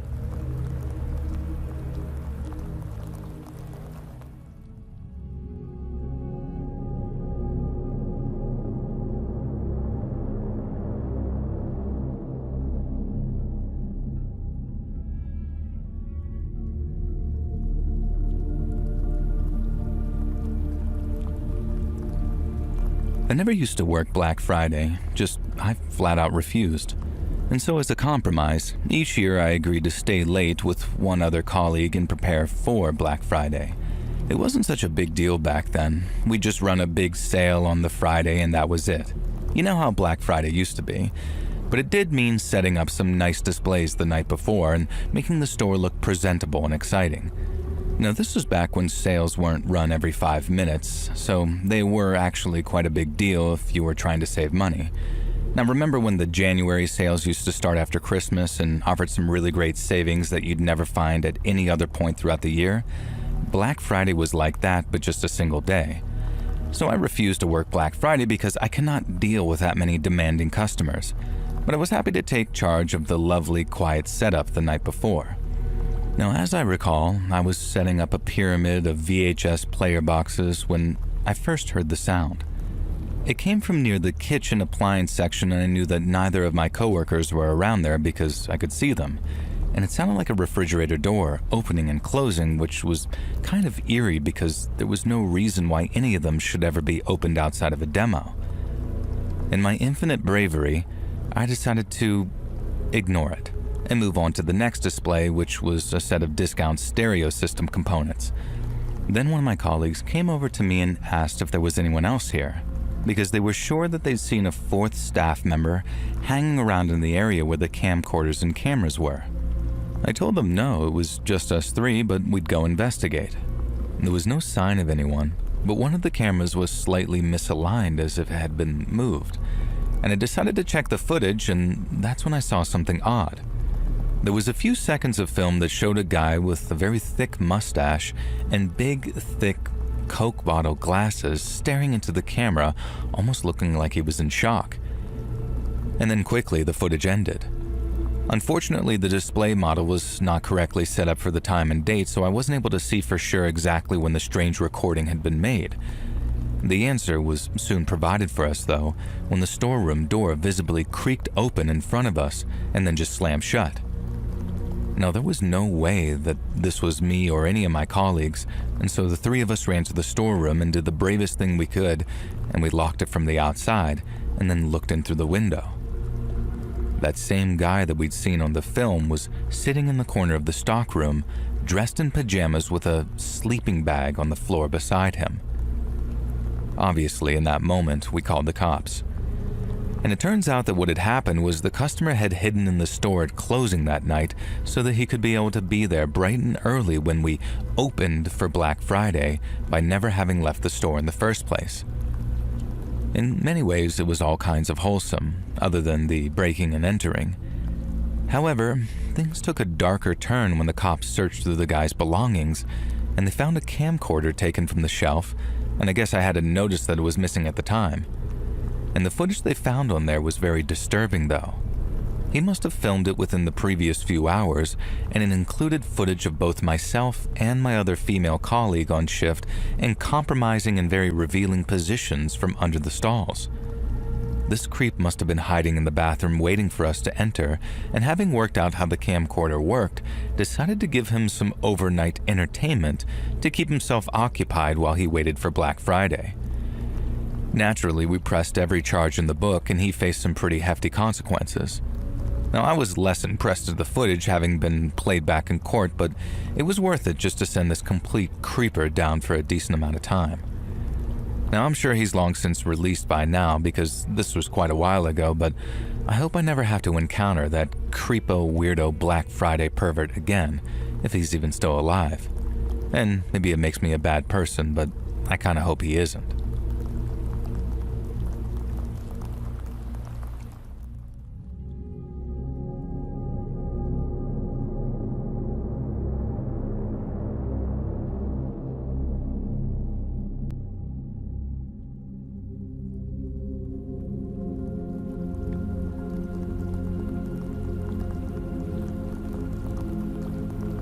Back in the early 90s, my family had just moved to a new town and I had to go through the whole ordeal of making new friends as the new kid in school.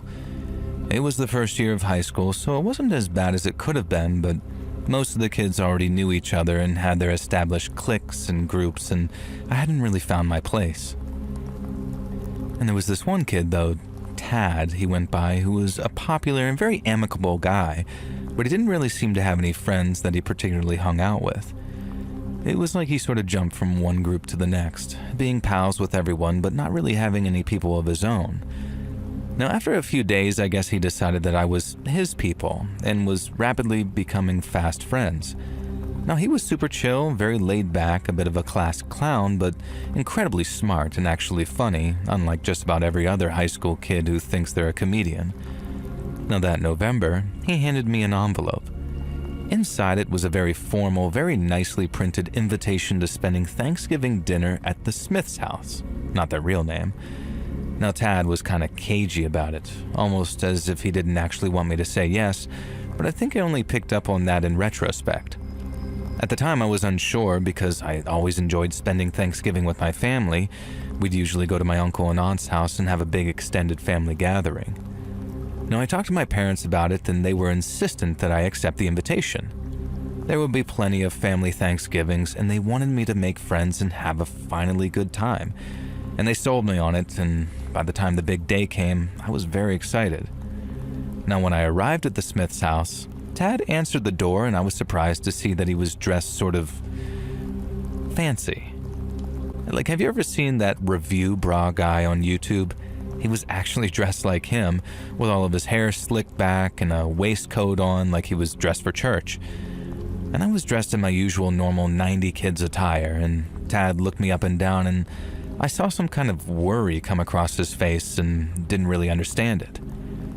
Now, he led me into the living room where his mom and young sister were, and they introduced themselves and they seemed great, although kind of strange and maybe malnourished perhaps, like a bit skinny.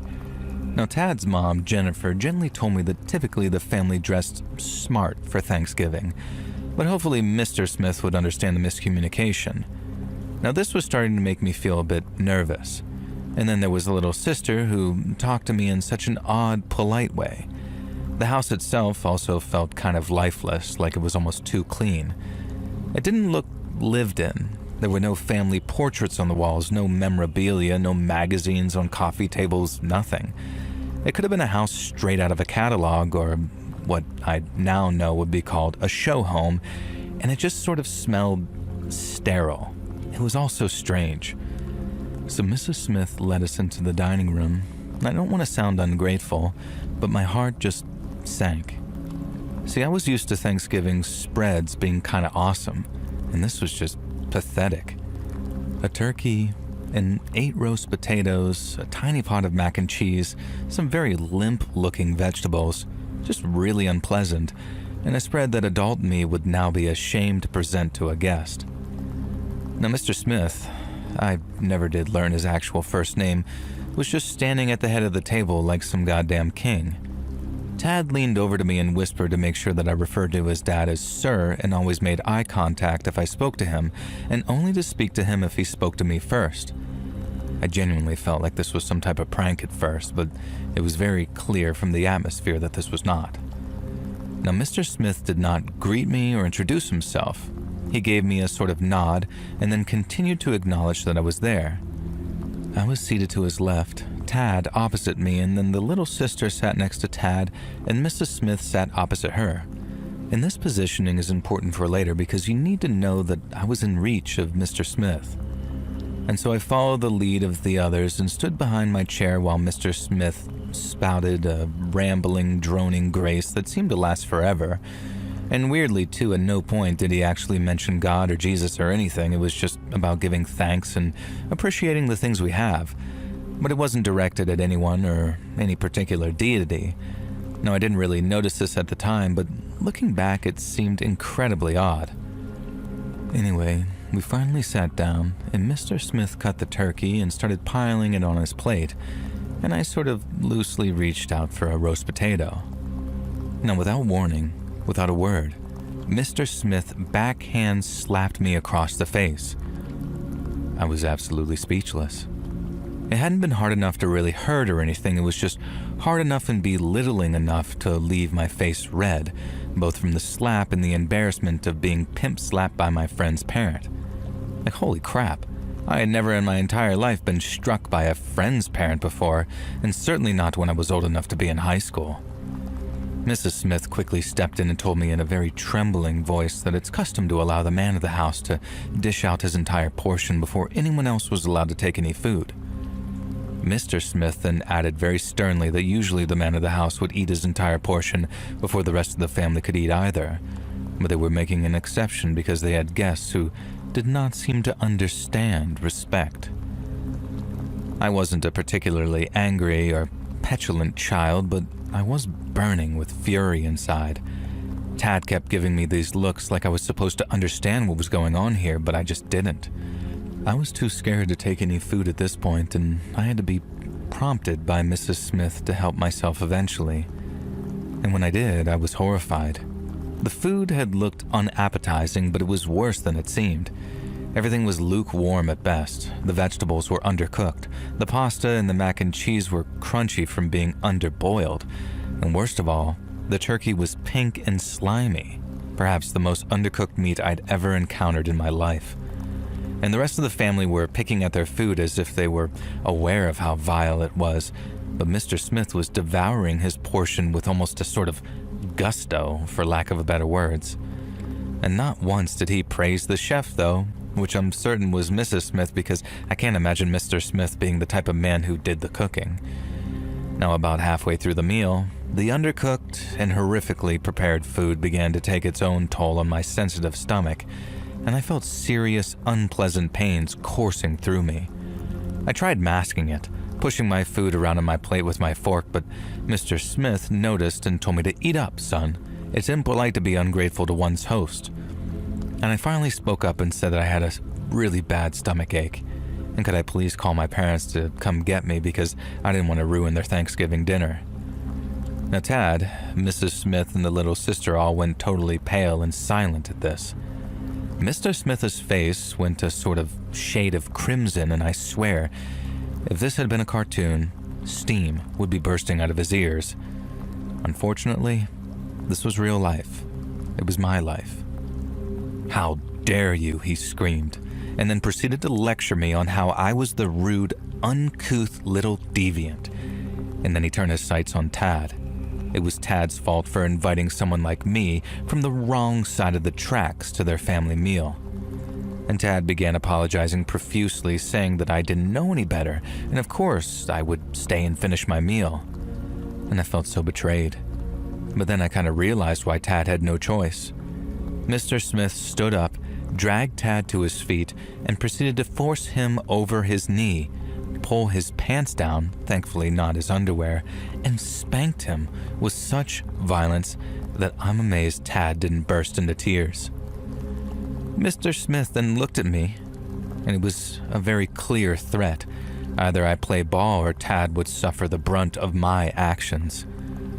So I forced the rest of my food down, struggling against stomach pains, struggling not to throw up, and struggling not to burst into tears when I thought about my own family and the absolute hell it must be living with this one. And eventually dinner was finished, and in silence we ate some type of sort of slimy jello with some fruit in it. And as soon as dessert was finished, Mr. Smith promptly commanded that I leave and to think on my actions that night and the shame that I brought on myself and my family. It was an hour's way back to my house, and I opted to just take it rather than dare ask if I could call my parents. Now, when I got home, our own Thanksgiving meal was still underway, and Mom and Dad just cheerfully asked me if I wanted to join in. I kind of snapped at them, burst into tears, and then ran upstairs and threw up. And I spent the next 3 days bedridden with this food poisoning, during which time I explained to my parents as best I could exactly what had happened that night. And when I got to the part about Mr. Smith slapping me, I could see Dad starting to shake with rage. But then my parents surprised me by saying that different families just have different customs and values, and that I shouldn't hold it against Tad, and I should continue to be his friend. I just shouldn't visit his house anymore. Now, I'd expect something else, I guess, some kind of confrontation where my dad, my hero, had gone around to the Smiths and given Mr. Smith a beatdown. Instead, it felt a bit like an anticlimax.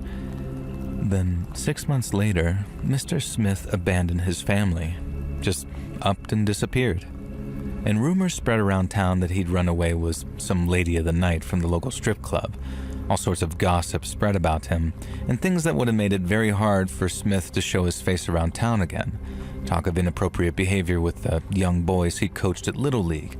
Local cop friends of my dad claiming that Mr. Smith was a known curb crawler in the red light district. All sorts of things. And as soon as Smith abandoned his family, Tad really came into his own. We'd stayed friends, just like my parents had asked of me, and Tad went on to go from class clown to actually valedictorian, and he spent every Thanksgiving with my family after that. And when it came to his turn to give thanks, he'd always say that he was thankful for whatever caused his dad to show his true self. And whenever Tad would say that, my own dad would give me a look and a bit of a wink, and I never asked him about it. I never wanted to know. I knew enough to know that Smith was still alive at least, and throughout the years, he made a few attempts to contact Tad, usually begging for money, and Tad and I are still great friends. He always ignores his dad pleading, and he especially ignores it when his dad mentions the ultimatum that he was given back then, which forced him to leave his family. And Tad doesn't want to know what that means, and neither do I. But all I know is that sometimes people do get what's coming to them, and for that, I'm thankful as all heck.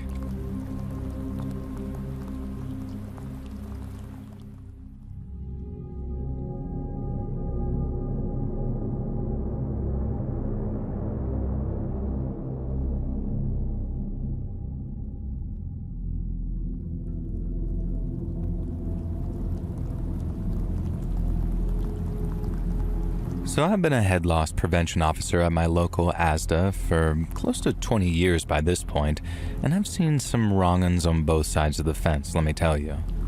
There was a shoplifter, big, buff, tattooed bloke who would only nick scented candles. And then there was the young lad on the checkout who played five-a-side with us who turned out to be pretty weird with kids. Now, none of them hold a torch to Nick, though. Nick made Gary Glitter look like a decent bloke. Well, maybe not quite that extreme, but he was certainly a massive C-word who I would not shed a tear for if he unalived his own life, as the talk-tick kids might say.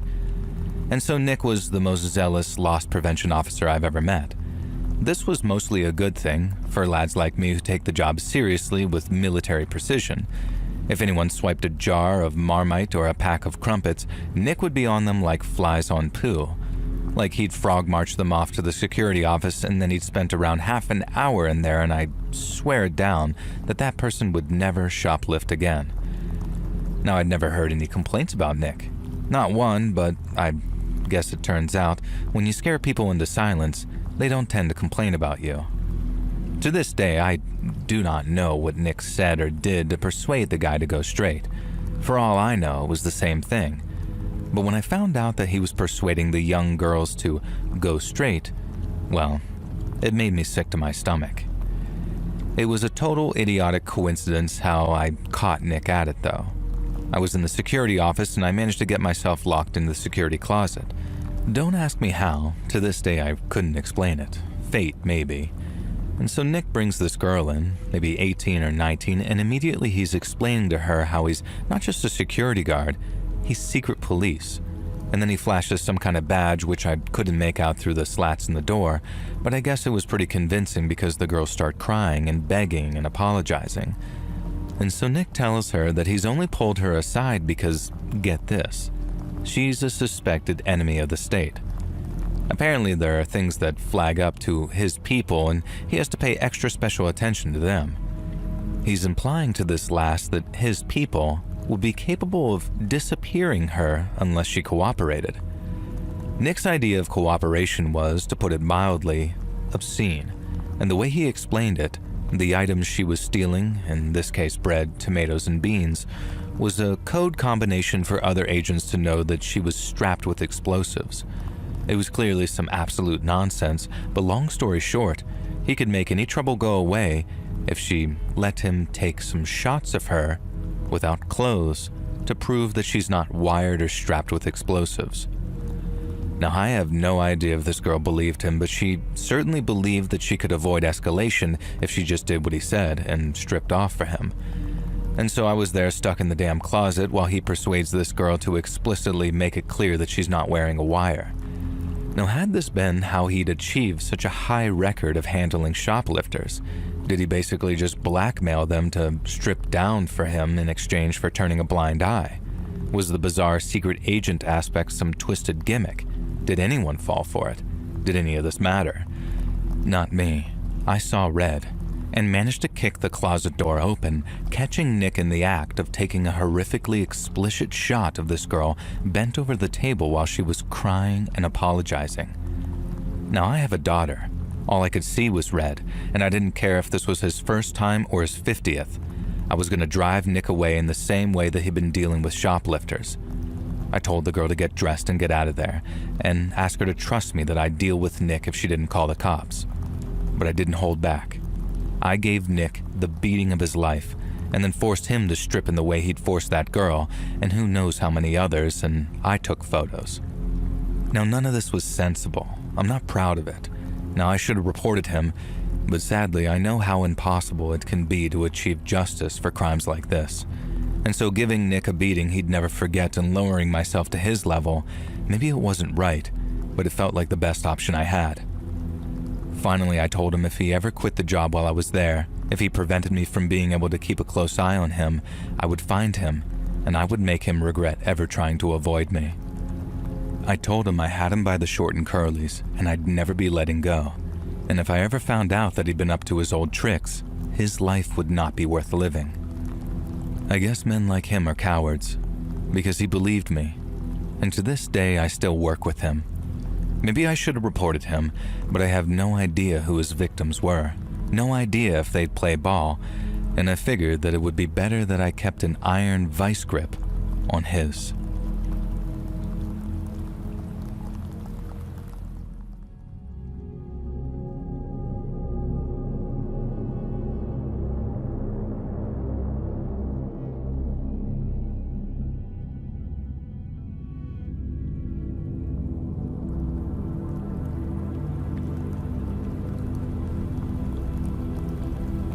So this story happened on a Black Friday.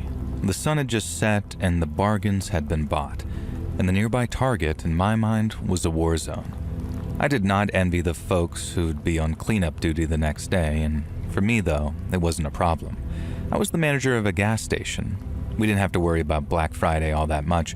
We just had to make sure that we had enough hot dogs on the griddle, nudie magazines on the shelves, and Baja Blast in the cooler and the shotgun loaded behind the counter. It was just me and Bad Charlie, one of my coworkers. He was called Bad Charlie on account of his brain being bad. Now, nowadays, you probably wouldn't call him that, but it's how Bad Charlie, who was a sweetheart, liked to introduce himself. Now, Bad Charlie was mopping the floor, and I was kind of just deliberating over whether it was time to toss the hot dogs onto the roller, and it was. And then an old fella approached me as I was getting the garbage bag to toss away the wieners, and then he says something like, "You tossing them, pal?" So I said yes, and he asked if maybe he could have a few. And so I respond, "Sure, do you want them with buns?" And then he says, "Yeah, that's how you do a hot dog." Now, it was a bit sassy for my taste, but whatever, so I just let him take a few hot dogs, direct him to the condiment station, and then go back to doing some admin on the old Windows ME computer that we had back then. You might remember it.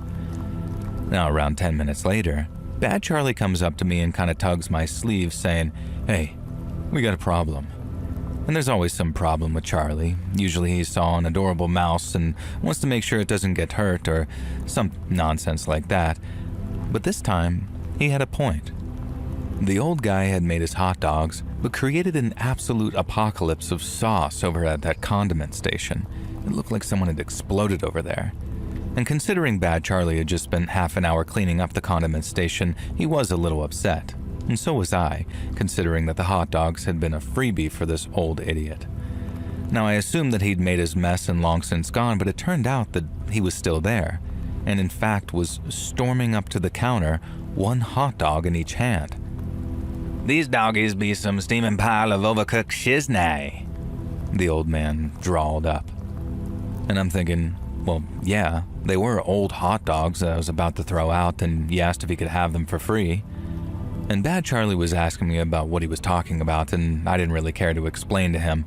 I just told the old guy that if he wasn't happy with his dogs, then he's welcome to provide me with his receipt, and I'll get right on that refund. "Refuse this," he yells, hurling the hot dogs at me. Now one misses, splattering the "Hang in there" poster in the back, which is a zombie dangling from a noose, and the other dog hits me square in the face, sending the condiments dripping down my cheeks and the wiener landing at my feet. Now I'm too shook and kind of amused to really react, but Bad Charlie is not. He grabs the old man by the shirt and starts yelling how that ain't very nice and you shouldn't look a gift horse in the mouth. Now before any drama can unfold, the front door bursts open and some woman rushes in holding an expensive-looking MP3 player in its box. Now she's yelling that she needs help because she bought the last cheap iPod at the Black Friday sale and now there are customers after her and could she please hide out there until they go away. Now normally I would say yes, but the angry hot dog guy is still present, so I don't really want to seal the gas station with this dude inside, and so Charlie seems to have an idea. He grabs the old man, drags him to the front door, and throws him outside, and then yells something like, "This guy's stolen the lady's iPod, someone help her!" Now immediately, about 5 or 6 people come running from the direction of that target towards the old hot dog dude. Now he has no choice but to flee as Charlie locks the door, and we stand and watch as the angry customers chase that dude off without the iPod off into the darkness. I go and clean up, while Charlie explains the situation to the lady with the iPod. She's extremely grateful and explains that she genuinely believed that the other customers intended to do her serious harm if we hadn't directed them away. Part of me felt bad that we'd endangered the old dude with the hot dog, but the part that still had sauce dripping down my face didn't feel too guilty and that he'd have to outrun an angry mob. It just goes to show that sometimes charity will get you nowhere, and simply achieving good luck will be enough to make people want to hurt you. On the plus side, Bad Charlie had an opportunity to feel like a hero, so things could have been a lot worse. All in all, not the worst Black Friday I've had, but that's a story for another time.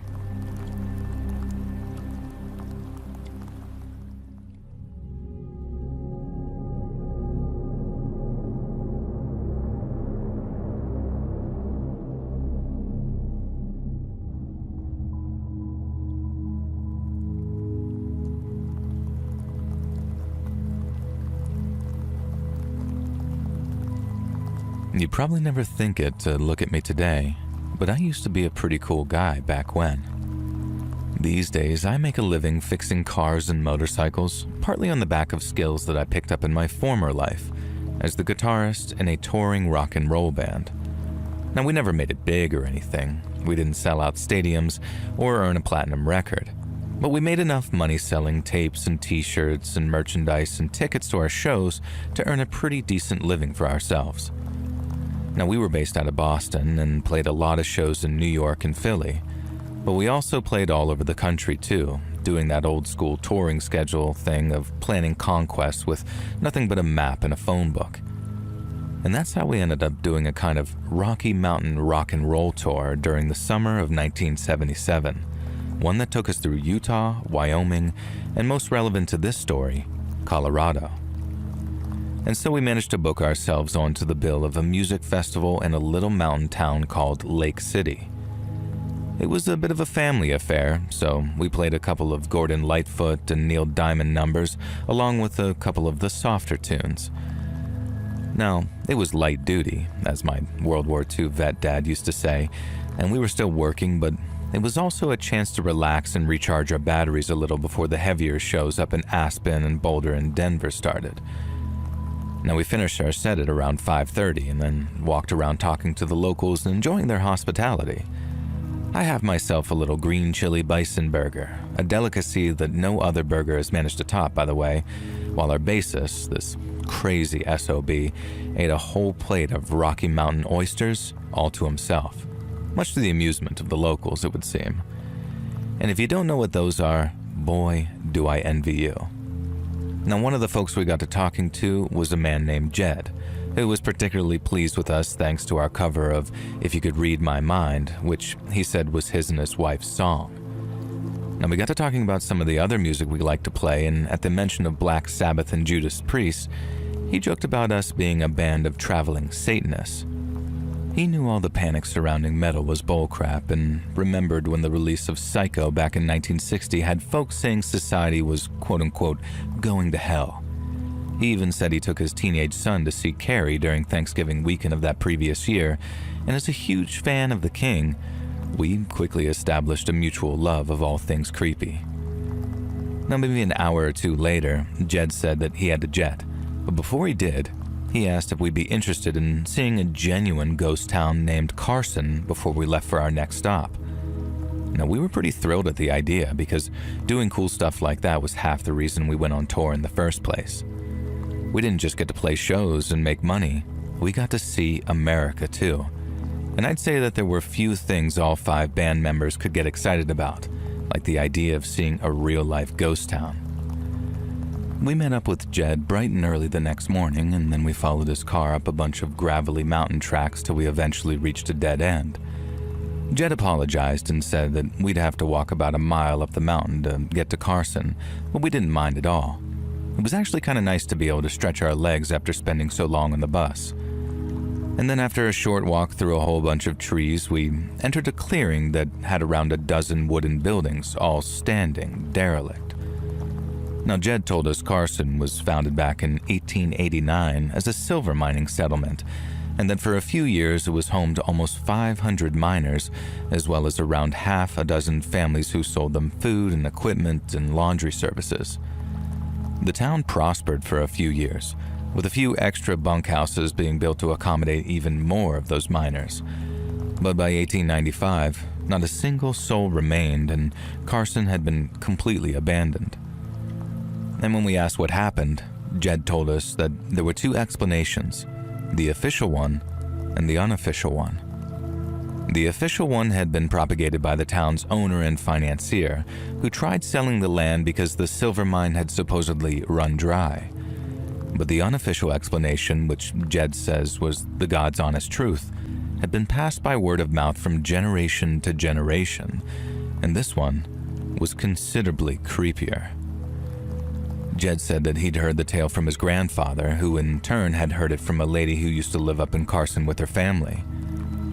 Jed's grandfather was a deputy sheriff, a man who could smell a lie the way other men could smell pie baking in an oven, and his grandpa believed every single word that lady had to say. He hadn't just heard it from her either. He said he met a handful of others who claimed to have been there that day. Some said a riot erupted up there in the mine and that the company's armed guards had to step in to put it down with lead. But the girl Jed's grandfather spoke to, her pa had actually gone up to the mine and seen the aftermath with his own 2 eyes. He said it was just some miners' strike that turned violent. It had been an all-out slaughter, with every man for himself. And the folks in Carson realized what was going on when a couple of wounded miners came running into town. They'd already heard gunshots echoing down the mountainside, but seeing as they relied on hunters and trappers for all their fresh meat, they didn't think much of it. But when those first miners came running into town, with cuts and stab wounds and riddled with buckshot, they sure as heck thought something of it then. Half the mining company's guards were off duty, either sleeping in the bunkhouse or drinking in the canteen. But when they heard how a bunch of miners had suddenly and unexpectedly started attacking their fellow workers and had even managed to overpower the on-duty guards, they grabbed their guns and ran up the mountain to assist them. And as more and more miners came limping down the mountain, the families living in Carson began tending to the wounded as best they could. They waited for the guards to come back, having put down the men responsible for starting the riot. But just like Jed said, it was no ordinary riot. And then when the gunfire stopped and no one came back down the mountain, some of Carson's menfolk ran up the slopes to see what had happened. But when they arrived, what they saw terrified them. There were dead bodies laying all around the mine's entrance, some belonging to miners and some belonging to guards. It made for a terrible scene, but it was nothing compared to what waited for them inside the mine. From the mine's entrance all the way down to its pit, the dead and dying lay side by side in puddles of each other's blood. Jed was told that in some sections, the blood ran down the shaft in little rivers as pools of it higher up began to overflow and run down the passageways. And there must have been at least 100 dead miners and another 50 on death's door. So as fast as they could, Carson's men began carrying the wounded out of the cave to be treated by the camp's doctor. And Jed said that he was told how awful the wounds were. Some men had been shot point blank with 12-gauge shotguns, meaning whole limbs had been blown off, and in other cases, whole torsos had been torn open and shredded. But the wounds inflicted by pickaxes were just as gruesome. Some men were completely impaled, handles hanging from their fronts with the point of pickaxes emerging from their backs. Others had their skulls completely annihilated, and in some cases, a dead man's only wound was a gaping hole in the top of his skull. It was a bloodbath, the worst thing any of Carson's men had ever seen, and they'd lived through half a dozen Rocky Mountain winters, 2 bear attacks, and even an attack by a gang of outlaws. They've seen some stuff in their time driving their wagons out east and living up in those mountains, but nothing like what they saw in that mine that day. Miners were dying just because they couldn't get help fast enough. The men would carry them out and they'd seem in pain but otherwise fine. Then when they got back to him after seeing to those who were more severely wounded, the men had bled to death. It was awful, but the killing wasn't over. Not yet.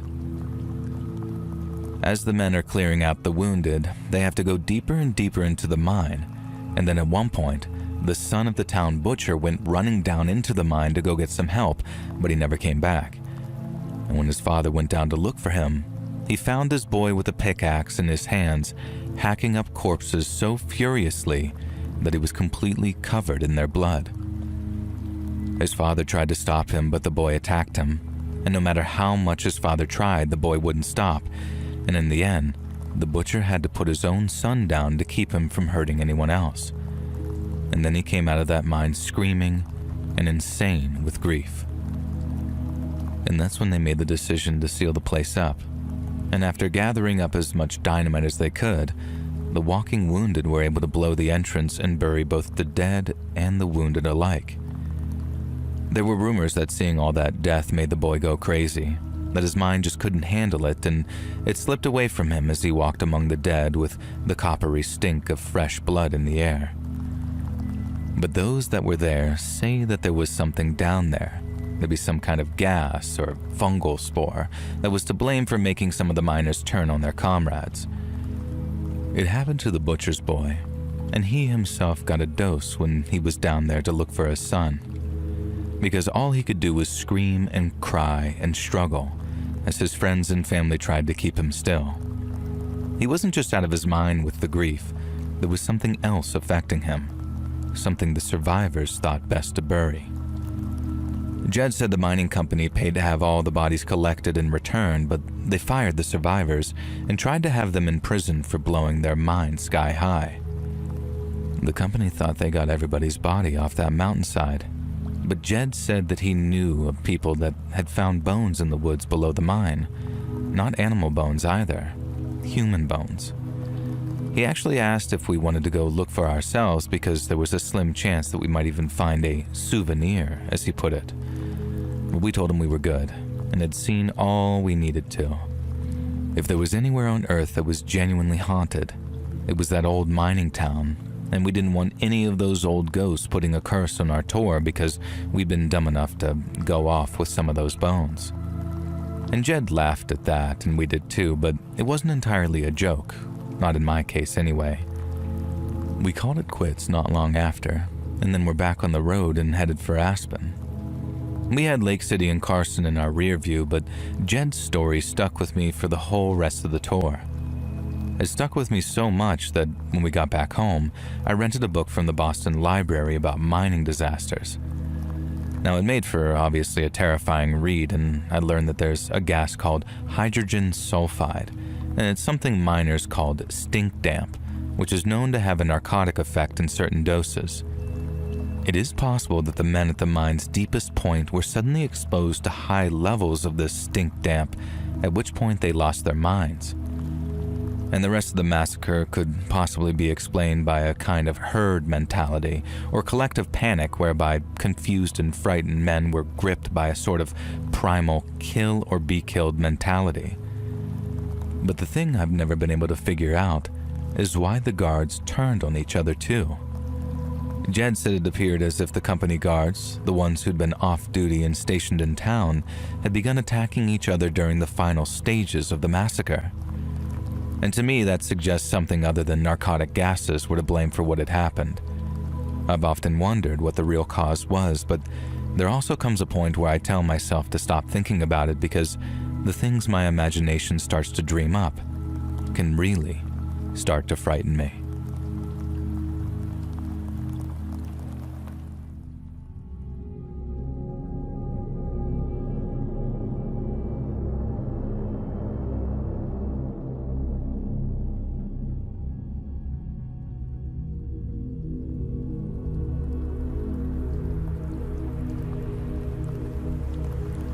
I didn't grow up wanting to be a coroner.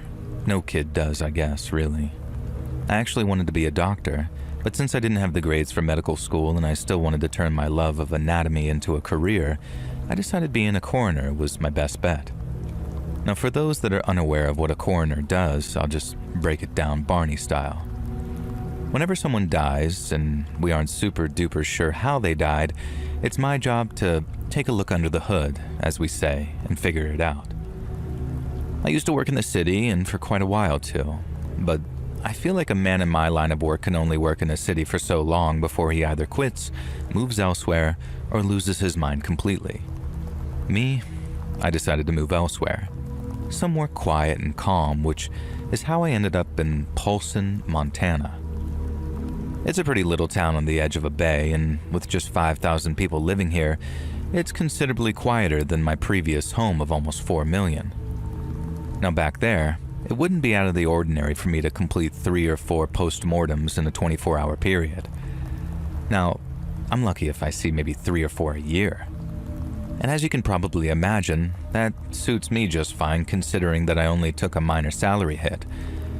But then I guess, ironically, it's here that I performed the most memorable autopsy of my entire career. And it's one of those that's memorable for all the wrong reasons and why I sent you the story. Now, one morning, I got a call from a deputy sheriff to tell me that a young girl had passed away. And from the moment I heard his voice, I knew that this one was going to be different. She'd been found the previous night, wandering on the 35 in her bare feet. The driver that spotted her turned around to see if she needed any help, and found a young girl on death's door.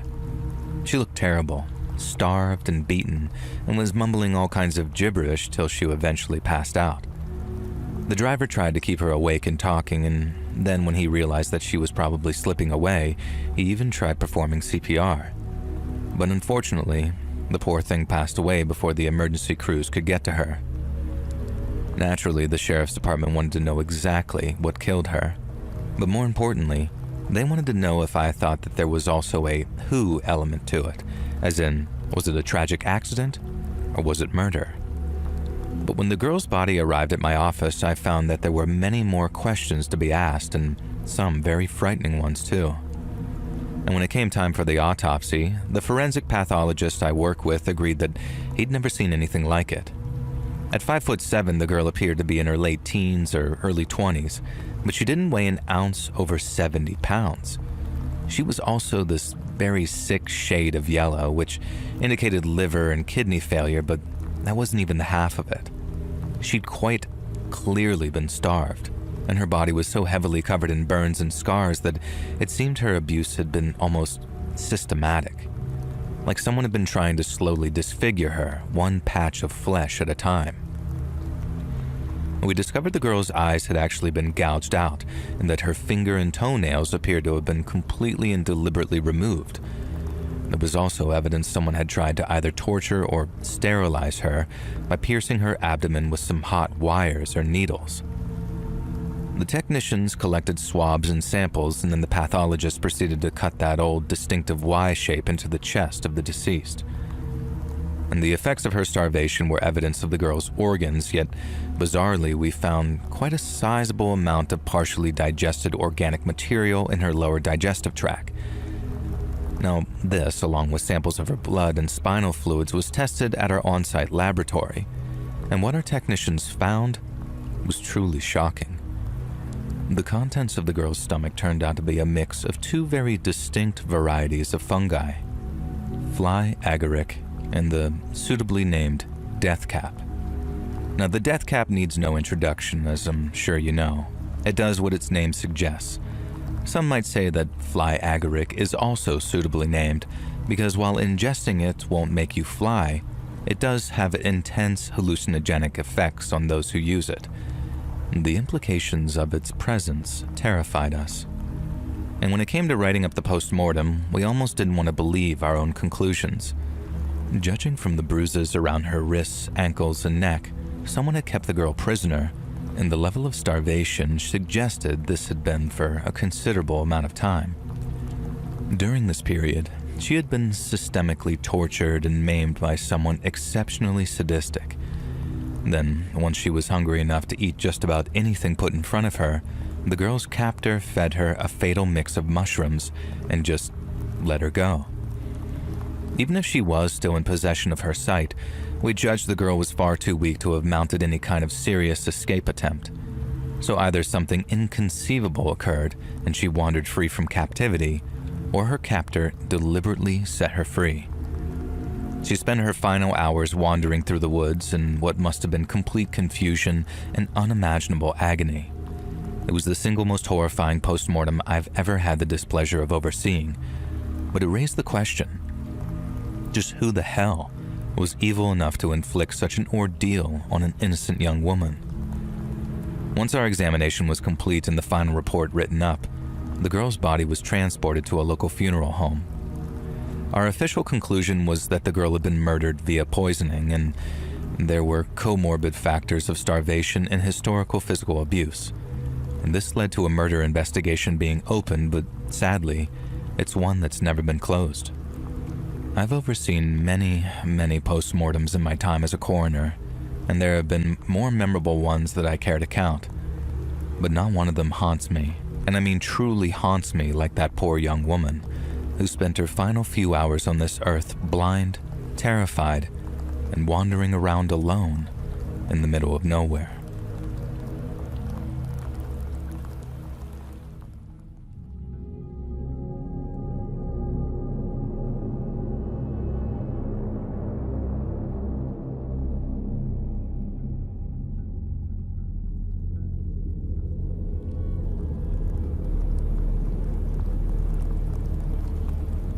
When I was 28 years old, I was still living in Denver, and a few friends and I went out for dinner and drinks. It was fun at first, but as the sun went down and the alcohol started to flow, I realized that I just wasn't feeling it. I had really gotten into yoga, running, and eating healthy that summer, so even though staying out late and partying was still fun, I just didn't have the energy for it anymore. I stayed for one last drink before saying goodbye to my friends and then walked outside to catch a cab. And then as I was waiting, I heard a man's voice off to the right of me asking, "Are you waiting for a cab too?" And that is how I met Patrick. It turns out we're in very similar situations. He'd been out celebrating his brother's birthday, but had quit drinking a few years back. And so before everyone got too drunk and too annoying, he figured that he'd head home to save himself the headache. Now, I like the idea of a guy who didn't drink, so after establishing that we were both single and of similar ages, I began to drop some not-so-subtle hints that he should ask for my number.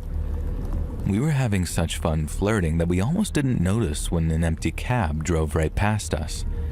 And then when the next one came around, Patrick insisted that I be the one to take it. Now, he was a gentleman, and he was handsome, and he was charming, so when he texted me about grabbing some coffee sometime, you can bet that I texted back. We dated for 2 years and fell deeply in love with one another. He was the ideal partner, except for one tiny peccadillo: his past. Now, I know in literally any other circumstance a guy not being frank about his history is a huge red flag, but Patrick wasn't entirely opaque. He talked about high school, he talked about climbing the career ladder in his 20s, and he was willing to be frank about past relationships too. The other thing he wasn't so open about was college. He said his first 2 years were basically non-stop partying, and it got so bad that he had to repeat a few courses during his sophomore year. He talked about falling in with a pretty bad crowd and how he had to cut himself off from them just to get his degree. And I could tell that he was embarrassed, maybe even a little ashamed, so I didn't push him on it. I just liked that he'd changed. And then one day, Patrick asked me to go hiking with him. Now, I was surprised because Patrick was just about the least outdoorsy type of guy you could imagine. He worked out, but he loved the indoor gym that he was a member of, and he was way more interested in gadgets and gizmos than the natural world. So when he asked me if I wanted to go hiking of all things, I was actually kind of stunned, but I was super excited. You see, maybe 6 months prior, we'd been talking about the prospect of getting married and even having children. Not so much with each other, it was just sort of a in general thing. Patrick asked what my ideal proposal location would be, and he gave me examples like the bridge in Central Park or the top of the Eiffel Tower. But after considering it, I decided I'd much rather be proposed to in a place of natural beauty rather than artificial. And I remember he nodded like, okay, unconventional, I like it. But I never thought in a million years he'd actually keep it in mind. So that Sunday morning when he asked if I wanted to go hiking up near Golden Gate Park that following weekend, it dawned on me how Patrick might actually be planning on proposing. And I started freaking out in text messages to friends saying that I didn't know if I was ready. Now, I mean, I wanted to marry him. I just didn't know what kind of wife I was going to be or if our relationship would survive the transition from casual to serious commitment. My friends said that I was just overthinking things and that I should just trust that initial gut feeling of excitement. It was true that realizing a proposal was on the cards had made me so very happy. So rather than continue to ruminate, I just simply waited for the date of the hiking trip. And when it came, I just knew that I was going to say yes. Now, the first 2 hours or so was just a dream. My usually outdoorsy, averse boyfriend had put a ton of effort into making sure that he had all the right equipment, and being his typical self, he brought a bunch of cool gadgets along too. Stuff like straws with built-in water filters and solar-powered phone chargers just in case we got it low on battery. And the scenery was beautiful. The weather in the Rockies was great, and as Patrick guided us along the trails towards our mystery destination, I got more and more excited. And before long, he took us up the trail that wound up this very steep slope, and when we got to the top, we found ourselves at a sort of steep earthen cliff that overlooked the forest below. It was an incredible view, and knowing what was coming, I started to get a little emotional. Now, Patrick looked at me, smiling as I wiped away the tears and said, "You know what I'm going to ask you, right?"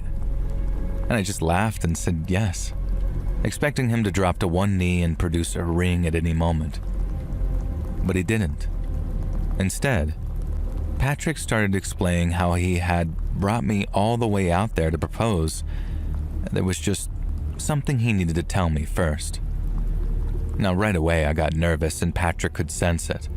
I thought that he'd try and reassure me that it wasn't anything too serious, but he didn't. He just stayed quiet until I'm saying something like, "Well, what is it?" He asked me if I loved him and if I trusted him. But when I answered yes, he didn't seem any more sure of himself. He asked if I could keep a secret, if I could keep the most important secret of his whole life, And again, I said yes, but I was wrong. Patrick began telling me how, during his second year of college, he and his frat buddies went to an off-campus party, some kind of warehouse rave type of deal. And he said this was when he and his friends were on their very worst behavior, drinking like fish and fighting like sailors, and generally causing trouble for anyone and everyone. And then at this party, he starts flirting with this girl and they head off someplace to make out. Patrick said that they made out for a while, and then the girl says something like, "Come back inside and dance with me." But after he returned from what passed for a bar, the girl was gone. Now he went looking all over for her but couldn't find her anywhere. And then when he spots her, maybe a half hour later, she's completely obliterated. Patrick said that he didn't know it was liquor.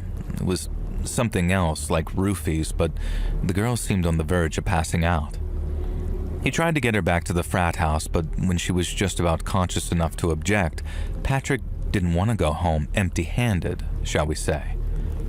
He did look and sound like he was ashamed of himself as he said it, but Patrick admitted to taking this semi-conscious girl to some dark corner of the warehouse compound and doing stuff to her. And I guess the look of disgust on my face was plain to see, because he frantically added that this was the single biggest regret of his entire life, and he explained how he wasn't that guy anymore, how it made him afraid to have daughters, knowing certain kinds of men harbor some predatory instincts. And he said it was a long time ago, that he'd lived with the regret ever since, and I thought that was it. And it was only after a minute or two of just sort of processing it that I asked if he'd ever tried to find the girl and make amends for what he'd done. And that's when I realized that this story wasn't over. Patrick said when he was done, he left the girl lying there where she was. She was passed out completely by then, but all he gave a crap about was going back inside to get a drink because he was thirsty. Now, he too was highly intoxicated at this point, but he didn't use that as an excuse for his behavior. He knew how selfish it was for him to just leave her there. She could have been overdosing, or she could have choked on her own puke, but Patrick said it was a full hour before it occurred to him to go back and check on her. He said he asked his friends not to leave till he got back, and then he went out expecting to find the girl sleeping, as he put it. And yet when he got there, he found that not only was the girl awake and was somewhat more sober than before, but she remembered what he'd done to her before she passed out anyway, and she was obviously livid. She told Patrick that she was going to go to the cops because she wasn't about to let some piece of crap frat boy get away with treating her like that. I felt proud of her, and I didn't even know her, but then Patrick said something that made my blood run cold when he described how he snapped. He said he pictured his whole life unraveling and how life after prison wouldn't be worth living. He had the world at his feet, but that girl was about to yank the carpet out from under him, and he couldn't let that happen. When Patrick finally uttered the words to me, "I didn't mean to kill her," I felt my entire world crumbling around me. And it was like this out-of-body experience, watching myself from afar while my heart broke in my chest. Not just for me either, and the life I thought I was going to have. I was heartbroken for that poor girl, and just trying to do the right thing resulted in Patrick accidentally crushing her larynx. He said he just wanted to scare her at first, and then he just wanted to make the problem go away. But all that fear had him squeezing just a little too hard, and Patrick didn't realize just how much damage he was doing until he felt the girl's throat just sort of give way in his hands. He said her eyes went all wide as she tried to get air into her lungs, but she couldn't. And then maybe a minute or two later, she was dead. Patrick said he could have ran for help, but he didn't because he was scared. And instead of getting help, and once he was sure that the girl was dead, Patrick went back inside the warehouse party and asked his closest friend in the frat for one hell of a favor. It was one he granted, and then over the next couple of hours they managed to hide the girl's body someplace no one would ever find it. Patrick never said exactly where, but he kinda hinted it was some kind of state park or forest, at which point it suddenly made sense why he hated the idea of hiking. He told me he was sorry, deeply and truly sorry, and that he'd do anything to take back his mistake. But it was also a mistake committed by his old self, his younger self, and he didn't think that it was one his new self had to pay for. Patrick then asked me if I thought that was a reasonable thing to say, and I suddenly realized just how vulnerable I really was. If I said no, and that I thought that he was a murdering piece of crap, and I didn't want to marry him, what was to stop him from silencing me too? He could just shove me down the steep slope and then bash my head in at the bottom to finish me off, and no one might ever find me. I'd end up just like that girl, on a missing poster with my family wondering what the hell had happened to me, but deep down, knowing that I was gone. I knew I couldn't reject him. I knew I had to at least act like I understood. And so I underwent one of the most painfully surreal experiences of my entire life, and I pretended to be the fiancé of a murderer, someone who violates people. And I told him I agreed, that the new him shouldn't have to pay for his old crimes. I told him I wasn't about to let one shot at happiness slip through my fingers because some skank decided to run her mouth. I'm ashamed to say that I said that, but it's true. I'd have said just about anything to get out of that forest alive because I figured what I planned on really doing would justify it. I leaned into the morbid curiosity that I felt and asked if he was scared that the girl's body would end up being found, and more importantly, what was going to happen to us if he ended up getting caught. Colorado had the death penalty at the time, so as Patrick said, if he got caught, it was over for us. And then we talked about the prospect of dating again after one of us passes away.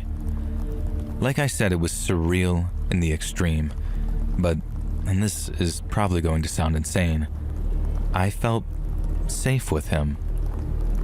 I thought I had him. I thought I tricked him. And then after our hike was done and we walked back to his car, I felt this rush of almost victory knowing that I'd survived. And all I had to do to ensure my continual survival was to sort of keep the act up till I could get home and call the cops. But before I could do that, all the pretending I'd done resulted in a state of almost complete nervous collapse.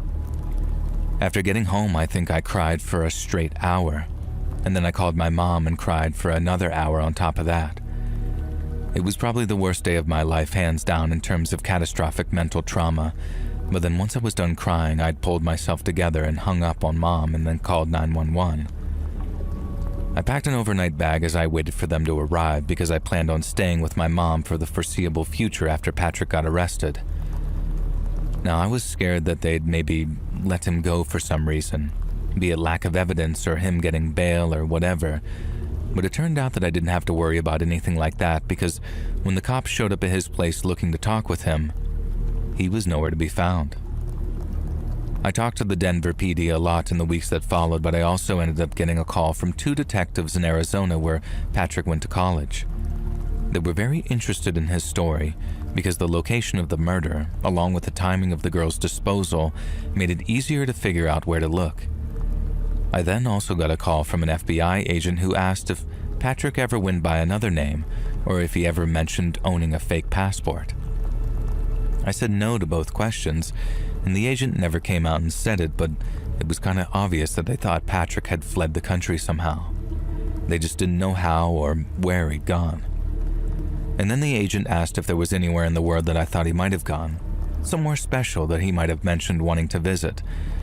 And I told them about Patrick mentioning Paris and Rome one time, but aside from that, he'd never seemed all that interested in traveling. And to this day, he's never been found. But I still hold out hope that he'll show up someplace one day and that he'll finally have to pay for what he did to that poor girl. And that's almost my ideal scenario. I open the newspaper one day and there's Patrick's face under the headline saying something like "fugitive apprehended overseas." But my nightmare scenario goes a little something like this. One day, and maybe even someday soon, I'm sitting home alone and there's a knock at my door. I go to open it, so comfortable and confident that I don't bother checking the peephole. And then when I open it, there he is. There's Patrick.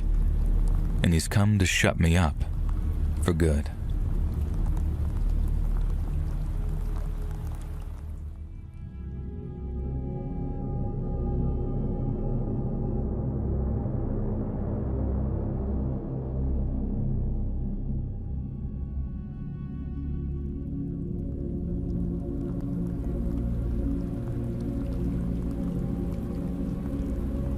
You might find this a very unusual submission, but I think it's one that you and your viewers might enjoy, and while I'd prefer to remain anonymous, I can assure you that it's actually genuine. Now, without giving you my entire life story, I grew up in the United Kingdom, but my parents are Greek and Iranian. They met in London after emigrating, worked hard to make a life for themselves, and then had me. They pushed me to do well in school, consoled me when my attempts to become a footballer failed, and then were pleased as punch when I was accepted into Oxford University to study Greco-Persian history. Dad liked the idea of me staying in academia. Mom agreed, but thought that I should study medicine. Yet not long after I graduated, I got a letter from an institution known as the Government Communications Headquarters, who invited me to attend a job interview. Now, to the untrained ear, Government Communications HQ might sound rather boring, but let me assure you, it is not. That's because GCHQ is responsible for providing signals and intelligence to the government and armed forces of the United Kingdom. It was first established after the First World War, then during the Second, it worked on breaking German Enigma codes out of Bletchley Park in Buckinghamshire. Now, getting hired by them didn't make me some glorified IT guy. It made me, for all intents and purposes, a spy. And I later found out that I'd been headhunted by the recruitment team while I was at university, partially because of my academic and sporting performance, but mainly for my language skills. I spoke a little bit of Greek, but my mom's side of the family were very involved when I was a kid, so while I wasn't completely fluent in Farsi, I knew much more than most about Persian language and culture and could easily pass as Iranian. And this made me an ideal candidate to spy on the Islamic Republic. So for the first 18 months of my career, I trained for that. But then, on a sunny afternoon, UK time, in September of 2001, 19 hijackers changed the course of history, as you know. And after the towers fell, and W told New York how the world was about to hear them, my department's focus shifted from Iran to Afghanistan. But seeing as the two countries have very similar languages, in Dari and Farsi, it made me a highly rated asset, and one that was itching to be deployed. Now, less than 2 weeks after the attacks, I was sitting in a briefing room going over the details of the assignment that I'd been given. London to Cyprus, Cyprus to Turkmenistan, and then from there, I'd transformed myself from a British civil servant to an Iranian journalist before taking a taxi over the border into Afghanistan. Now, my destination was the ancient city of Herat, where I'd gather intelligence on Taliban morale and troop numbers prior to what was undoubtedly going to be an American-led invasion. While in Herat, I learned that many Taliban fighters had been sent to the mountains around 30 miles southeast of the city. There, they were digging in, stockpiling munitions, and preparing to resist coalition forces. So, that's where I went. I was advised to hire a guide to escort me through the wilderness and towards the mountains. I didn't want to get lost, but neither did I want to attract too much attention to myself. So I hitched a ride to a small village within 2 days' walk of the mountains, then did just that. Walked. Getting up into those mountains made for the toughest hike of my life. Then following one particularly grueling climb, I was relieved to see a gently sloping valley that led deeper into the mountains. It was beautiful in its way, like a little slice of Shangri-La. But as I looked around, I suddenly spotted 2 men standing on a ridge some distance behind me. They were little more than specks all the way up there, but I could tell that they were watching me, and I remember thinking to myself, I'd be in a terrible spot of bother if one of those chaps had a rifle. As I walked further and further away from them, and the valley stayed nice and quiet, I started to relax. I started thinking that they were just 2 curious shepherds. But no sooner had that thought entered my head, the first bullet struck the rocks about 50 meters away from me. It was terrifying, impossible to put words into in a way, and I've never felt anything like it. There was nothing ahead of me but open ground, so all I could do was run as fast as I could and hope the gunman was just some goon with an AK and not an expert marksman. Because if he was, I was dead. And the first bullet landed about 50 meters away in a spray of dust and gravel, but when the second hit, it was even closer. It landed no more than 20 meters ahead of me after whizzing over my head. And the next was closer still, landing just within arm's reach. But by then, I had made it to a grouping of large rocks that I could bound between to put something solid between me and those bullets. And eventually I was faced with a stretch of open ground leading up to a gentle ridge, and I waited to see if another shot came, and then when I was met with only silence, I ran for the ridge, praying the gunman had given up and wasn't just reloading. But no more bullets were fired. It was a relief to be on the other side of the ridge, knowing I was totally out of sight, but I knew that I still wasn't safe. The gunman and his pal could be pursuing me, or there could be additional assailants waiting ahead. And with no choice, I pushed on as fast as I could until I suddenly spotted a plume of smoke rising in the distance. It wasn't until I got much closer that I realized that it was a tea house, and that was another huge relief, because with the sun beginning to set, it was an ideal place to bed down for the night. Most Afghan tea houses serve tea and simple meals, but many feature side rooms or second floors that function as guest houses. Guests are packed into one large room with nothing but a mat to sleep on, so it's not exactly the Ritz, but they serve as a wholesome shelter for travelers during the longer, colder nights and when the passes are blocked by winter snows.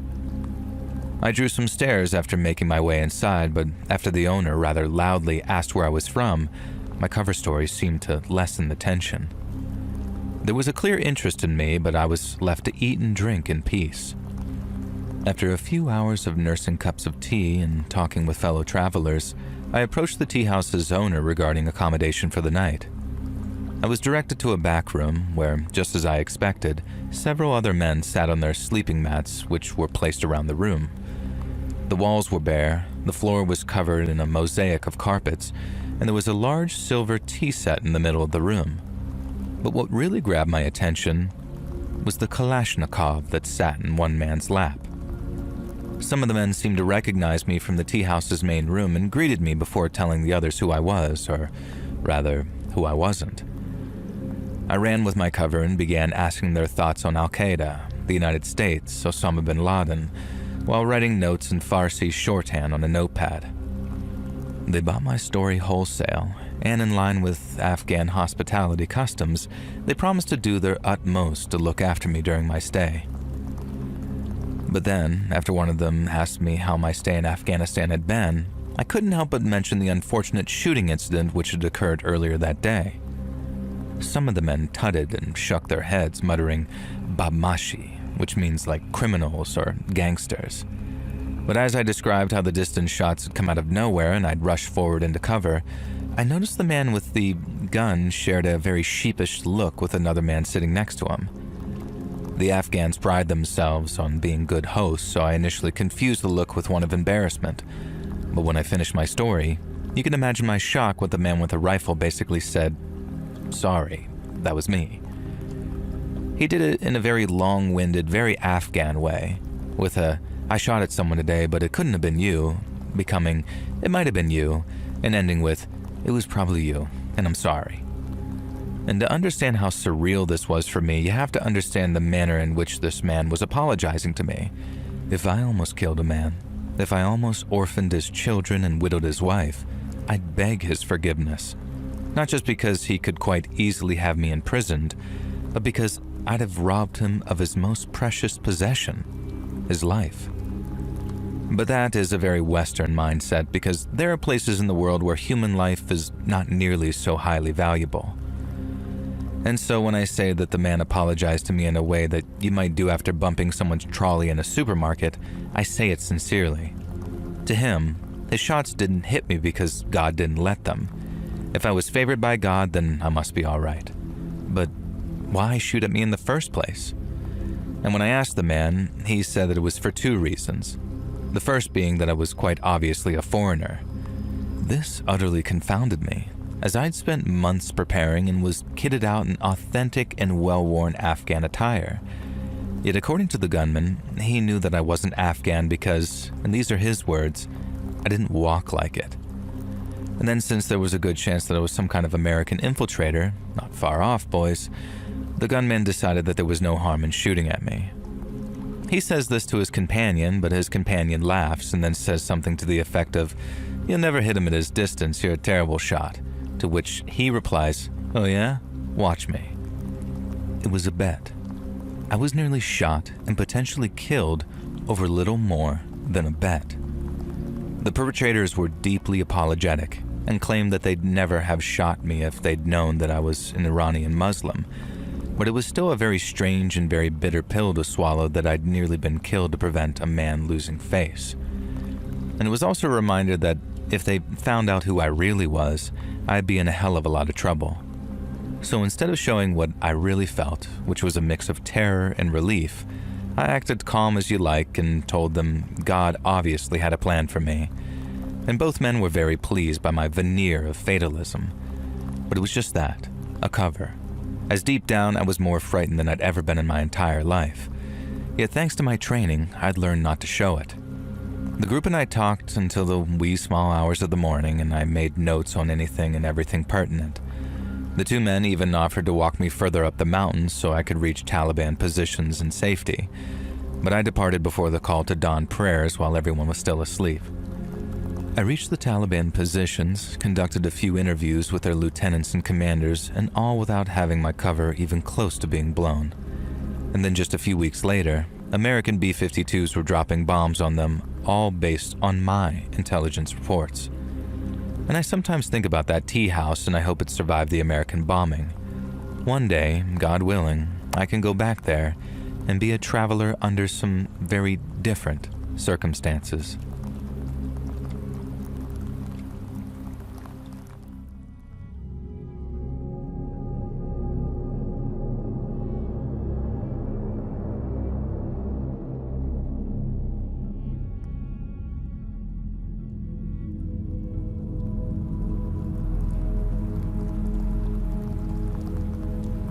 For almost 2 decades now, I've worked as a helicopter pilot for Utah's Department of Public Safety.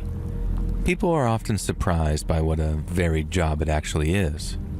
Because while we obviously provide a lot of support to law enforcement, we also perform medical evacuations, assist with wildfire and disaster response, and most relevant to my story today, we support search and rescue operations out in the Rockies. I'm on call 24 hours a day, 7 days a week, so sometimes I'm grabbing my gear in the middle of dinner or in the middle of the night because someone's gotten themselves into trouble in the UWC. That's the Uinta-Wasatch Cache National Forest, about 30 miles east of Salt Lake. Most of the time the calls come from hikers or climbers who get lost or hurt in the mountains, or sometimes we get skiers caught in avalanches during winter. But then other times, I find myself flying into situations that are much more unsettling than just a lost hiker or stranded skier. And the bird I fly most is the Airbus H-125, a single-engine helicopter that's ideal for flying through the Rockies. It's got enough power for high-altitude work, which is crucial around here since elevations can regularly push 10,000 feet or more during search and rescue operations. I take off from the airport in Salt Lake, and then within minutes, I'm soaring up into the mountains to link up with the ground team. The air gets thin quick, so you gotta manage your power carefully. The H-125 handles it well, but it can sometimes feel very different to flying at sea level. It's beautiful up there in the mountains, but the weather can turn on a dime. One minute it's clear blue skies, the next, you're dealing with turbulence from downdrafts off the peaks, or snowstorms that come out of nowhere and cut visibility down to nothing.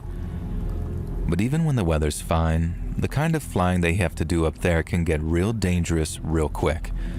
On more than one occasion, I've had to hover in tight spots, like above a narrow ridge with my rotors less than 20 feet or so from the treetops. I then have to hold that position on pain of death while the crew lowers the hoist to a stranded climber with a busted leg. Those hoists really come in handy for pulling people out of tough spots, like steep canyons or cliffs where you can't land, but they're not a fix-all. To fill the gaps, me and my crew keep the bird loaded up with stuff like night vision goggles, searchlights, and reco detectors, a real handy piece of equipment which can pinpoint people wearing reflective clothing. Because flying SAR missions in the Utah Rockies is no joke, we need all the help we can get out there. And despite all I've said, most ops are actually pretty straightforward in terms of what we do. We spot them, drop a line, and then haul them out and crack a beer back at HQ. But there's one from a couple of years back that still has me wondering what in the world really happened out there. It started just like any other call might do, with a phone on my nightstand dragging me out of sleep. The missing man's wife had called 911 just a few hours before after her husband failed to return home following a solo hike up near Hayden Peak. I wasn't expecting anything too intense. The last couple of ops involved rescuing pencil-pushing city boys who'd bitten off more than they could chew, so I figured it might be more of the same. But after flying over the area surrounding Farm Creek Peak, we couldn't spot our hiker anywhere. The ground team was already on location, with some combing the trails on ATVs, so we decided to open up our search area to see what we could find. Eventually, we found ourselves flying over a place called Wilson's Peak, the highest point in the entire state of Utah. And the terrain up there is brutal, with sheer cliffs and deep snowpack, and since it was a long way off the area our hiker was said to be, we didn't expect to find anything.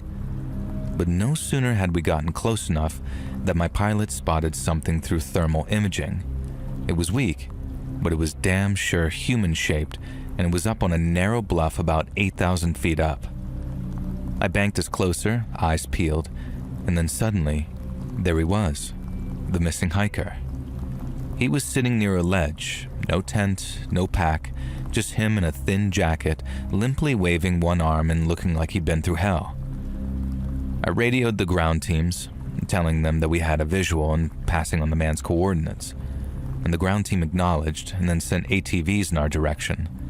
But after a tense 20 minutes of them probing the approaches, the leads come back over the radio saying the approach is iced over and far too steep. To get to the guy without putting the chopper in danger, they'd need specialists with climbing gear, which would take around 2 hours. And the trouble was, from the looks of him, I didn't think the guy had 2 hours left. Now I looked at my co-pilot and he looked at me and we both agreed, screw it. We're going in low, drop the line. And to say it was a risky move would be one heck of an understatement. Regulations say to keep a buffer for wind shear and rotor wash, but I dipped the nose and threaded the chopper between pine trees and the contour of the slope. The altimeter started yelling warnings at me as we got within 50 feet of the bluff, which was dangerously low for a winch op in such gusty conditions. My winch medic, a guy with balls of steel named Tony Reyes, clipped the winch to his rig, lowered himself onto the cable as I hovered in place, then edged across the ledge towards our missing hiker. Once he reached him, Reyes asked the guy if it was good enough to hold on to something. The guy couldn't stand, but Reyes managed to get the very unglamorously named crotch strap between his legs, and then with a little assistance, he was good to go. We couldn't linger. Fuel was burning and the winds were picking up. I spotted a flat meadow a mile down the valley, clear and flat enough to safely set down Reyes and the hiker. My co-pilot pulled the line up a little and up came Reyes and our hiker, and then off we went to gently drop them off before I set us down and we waited for the ground crew. Once our rotors were still, myself and my co-pilot hopped out to go check on the hiker. We found him propped up against a log, wrapped in foil blankets, while Reyes set up an IV, but something was off. Our hiker had been missing for less than 24 hours, but he looked gaunt, like he hadn't eaten in days, and he was dehydrated to the point that his tongue was a little swollen and he had trouble speaking. Even stranger, the guy couldn't seem to remember his own name, not at first anyway. Hypothermia makes people slow, but it doesn't fog their memory, and this guy was all glassy-eyed and confused when we asked his name. He didn't say it, but we could tell that he couldn't remember. And then after maybe a minute or two, it seemed to just come back to him, like the phone number of an old girlfriend or something. And I remember kneeling down next to him and saying, "Hey buddy, what happened? How'd you end up in that?" And he broke eye contact and then stared off, kind of blinking for a second, before saying he couldn't remember. And the only things he did remember were hiking alone, realizing someone was following him, and then running to try and escape them. Then the next thing he knew, he was way up the side of the mountain, too exhausted to climb back down again. And that was it. No significant details to go on. No coherent timeline. Just he was alone, got scared, and then ran in a blind panic till we came to again. The ground team rolled up on their ATVs within maybe 10 to 15, and then the medics began swarming the guy. We waited for Reyes to finish talking to the ground team lead, hoping that the guy would get more talkative as he warmed up. But he didn't. His memory stayed foggy, and we never found out how a guy with no equipment climbed all the way up to that bluff. The paramedics chalked it up to exposure or delirium, and missing hikers often try to climb up high so aircraft can spot them and don't anticipate the nights getting fatally cold. So after they loaded him up, they took him off to the ER in Provo for treatment, saying all would make sense once the guy's memory came back to him. We wrapped the op, flew back to base, and then debriefed with all the standard paperwork. Now, we'd done our job, maybe even saved a guy's life in the process, so it should have been high fives all around after hitting the bar for celebration beers. But all we did was sit around talking about it because none of it made any sense. The bluff near Wilson's Peak was almost a day's walk from Hayden, the place the guy was reported missing. That meant that he'd hiked and climbed over 15 miles as the crow flies to get from Hayden to Wilson, which, if you know the terrain, seems next to impossible, especially at night.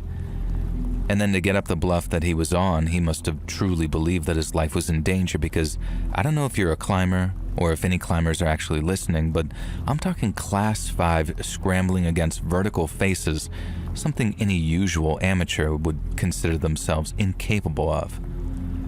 Now, this guy had no climbing gear, no experience listed in his profile, as the family confirmed that he was a casual weekend walker from the flatlands. And so in that case, how the heck did he free climb that in a panic, in snow, without breaking his own damn neck? Investigators followed up on his claims of a pursuit, but they didn't find a second set of tracks on the snows below, and there were no reports of suspicious activity from any place else in the park. The guy recovered physically and was happily reunited with his wife and kids following a brief stay in the hospital, but his memories stayed like Swiss cheese.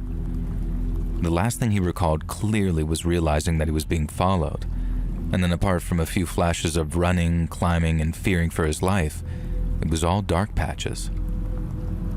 In the years since, I must have gone it over in my head maybe 100 times already, and I wonder what spooked the guy so bad that he actually turned into a damn mountain goat. And the only thing that really tracks is a bear.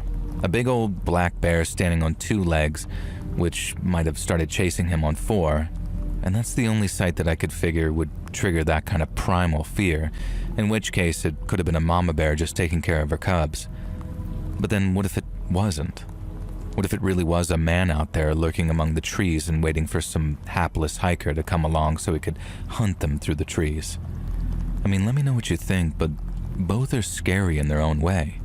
But it still doesn't explain the distances involved or how our hiker climbed up that bluff.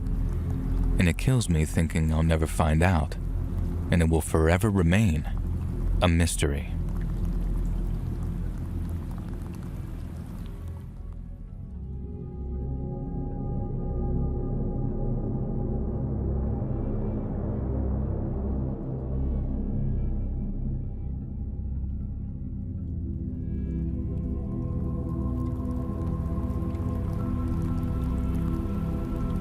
More than 20 years ago now, way back during the summer of 2002, I received some of the worst news of my entire life. My favorite aunt, Janie, who I'd been very close with after Mom died when I was young, had suddenly and tragically passed away. It was devastating, but perhaps even more so because it came at a very inopportune time for me. I guess no death comes as a quote-unquote good time, but Aunt Janie died as I was going through a series of bitter financial struggles. I moved across the country a few times before to pursue my dream of, I guess that's not entirely relevant, but let's just say that it wasn't going well, and I barely had 2 quarters to rub together. I couldn't afford a flight, and I really didn't want to leave my car alone for days because it had almost certainly been stolen by the time I got back. And so, not wanting to miss the funeral for fear of forever regretting it, I decided that I was going to drive almost 3,000 miles from Newark, New Jersey to my hometown of Sacramento, California. And sometimes when I look back on it, I wonder what in the world I was thinking, embarking on a 6,000-mile round trip. But at the time, it made perfect sense. I hated living in Newark so bad that I'd have done anything to get away for a while. Now, nothing against the city itself, it's not nearly as bad as some people make it out to be, but my living arrangements left much to be desired, and for multiple reasons too. I also figured that since I hadn't really seen much of the country I lived in, it was a great excuse for a road trip. Then, and this is probably the craziest part, I figured that I might buy an RV while back in California, assuming that I got some inheritance money, and I'd drive that back to Jersey instead. And like I said, I'm not really sure what I was thinking, but my idea of that road trip and the reality of it would turn out to be very different. On the third day of my journey, I'd reached the western side of Wyoming. I just stopped in a little town called Lyman for a light lunch and then planned to stop for gas in a place called Evanston before crossing over into Utah. But after maybe 45 minutes of being on the highway, I spotted a small town on the horizon, one that I was pretty sure not Evanston. And I remember slowly as I reached the town limits while thinking, well, might as well top off my tank here if possible, and I started looking around for a gas station. But then, rather than wasting time driving around in circles, I figured that I'd just ask someone for directions. The place had an old-timey vibe about it, and a bunch of stores had signs that looked like they were in Swedish or maybe German. And then aside from a couple of rundown houses, it was honestly picturesque. People looked friendly, it had that wholesome small-town feel to it, so I didn't think twice about rolling down my window and asking a passerby for some pointers. Now, the first person I spotted was a middle-aged woman walking along the sidewalk carrying a few shopping bags. I called out to her, and she walked over to my window, and then after a nice welcoming to the town, she told me that the gas station was almost smack bang in the middle of things, not far from town square. I thanked her and told her how pretty her town was, and she said that I was welcome, but then as I was driving off, she did something very out of the ordinary. She pointed her fist at me, with her index and pinky fingers raised, and then said what sounded like thin and gangly. She said it with a smile, and then turned her back and walked off. So at the time I figured it was little more than just like some harmless idiosyncrasy. And I also figured that I hadn't heard her correctly because there was no way that she said thin and gangly. It had to be something else. But then, what was up with that sort of devil horns rock gesture she made too? And as I drove toward the town square, I figured that I was probably just overthinking things. Maybe she had arthritis and couldn't make a whole fist while pointing. And then, whatever she said, the smile on her face suggested it probably wasn't mean or rude or whatever. And so with that in mind, I continued on towards the town square and the gas station. When I arrived, the gas station's pumps looked like they were from the 60s, and a smiling attendant had to walk out from the station to give me advice on how to use them. He was friendly about it, but he clearly took a great deal of amusement in seeing a millennial like me struggling to use something so outdated. Now, once I was done, I walked inside to pay him. I made a little small talk as I took my change, realizing that I hadn't seen any signage outside of town, so I didn't know what it was called. And the guy kind of chuckled, shook his head, and said, "Damned kids." But he never mentioned the town's name as he went back to reading his paper. I figured he probably wasn't the conversational type, so I just thanked him and turned and began walking back to my car. But as I did, I heard that weird phrase spoken a second time. Now, from behind me, I thought I heard the attendant say, "From thin and gangly." And he said it in the same way as you'd tell someone, "See you later." Now, I then said back, "Sorry, what did you say?" But not in a sort of confrontational or demanding way. I was just sure to stay as courteous as I could. But instead of explaining himself, the guy simply said it a second time. Only that time, he said it so slowly that I could hear exactly what he was saying. "Von hinnen gangen." He didn't just repeat himself, though. He said it aggressively, almost like it was a warning. And if it was a warning, it was one that I didn't need to be given twice. I walked straight back out to my car, intent on getting the hell out of town. Something weird was going on, and I suddenly felt very unwelcome. When I stopped at some lights at the edge of the town square, I noticed someone gesturing to me from the sidewalk off to my left. He was waving gently and had a smile on his face, but by then I was so wary that I wasn't convinced his intentions were pure. I waved back cautiously, and then he started moving his fist in a circle as if to say, "Roll your window down." I didn't roll it down completely. Like I said, I was still kind of wary, but as soon as he saw the gap in the glass, he started pointing at me with his index and pinky finger, just like that lady did before yelling out, "Von hinnen gangen!" I rolled my window up again, wondering what the hell I was thinking and rolling it down a little. The lights were still on red, so I had to just sit there and keep calm till they turned green. But in the meantime, the guy kept on yelling that weird phrase at me as loud as he could, and that wasn't even the weirdest part.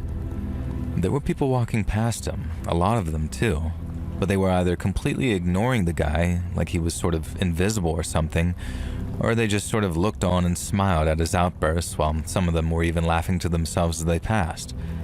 I was actually kind of dumbstruck for a second, so as the guy yelling started walking towards my window, all I could do was watch him and wonder if he was crazy or if something else was happening, something I couldn't explain so easily.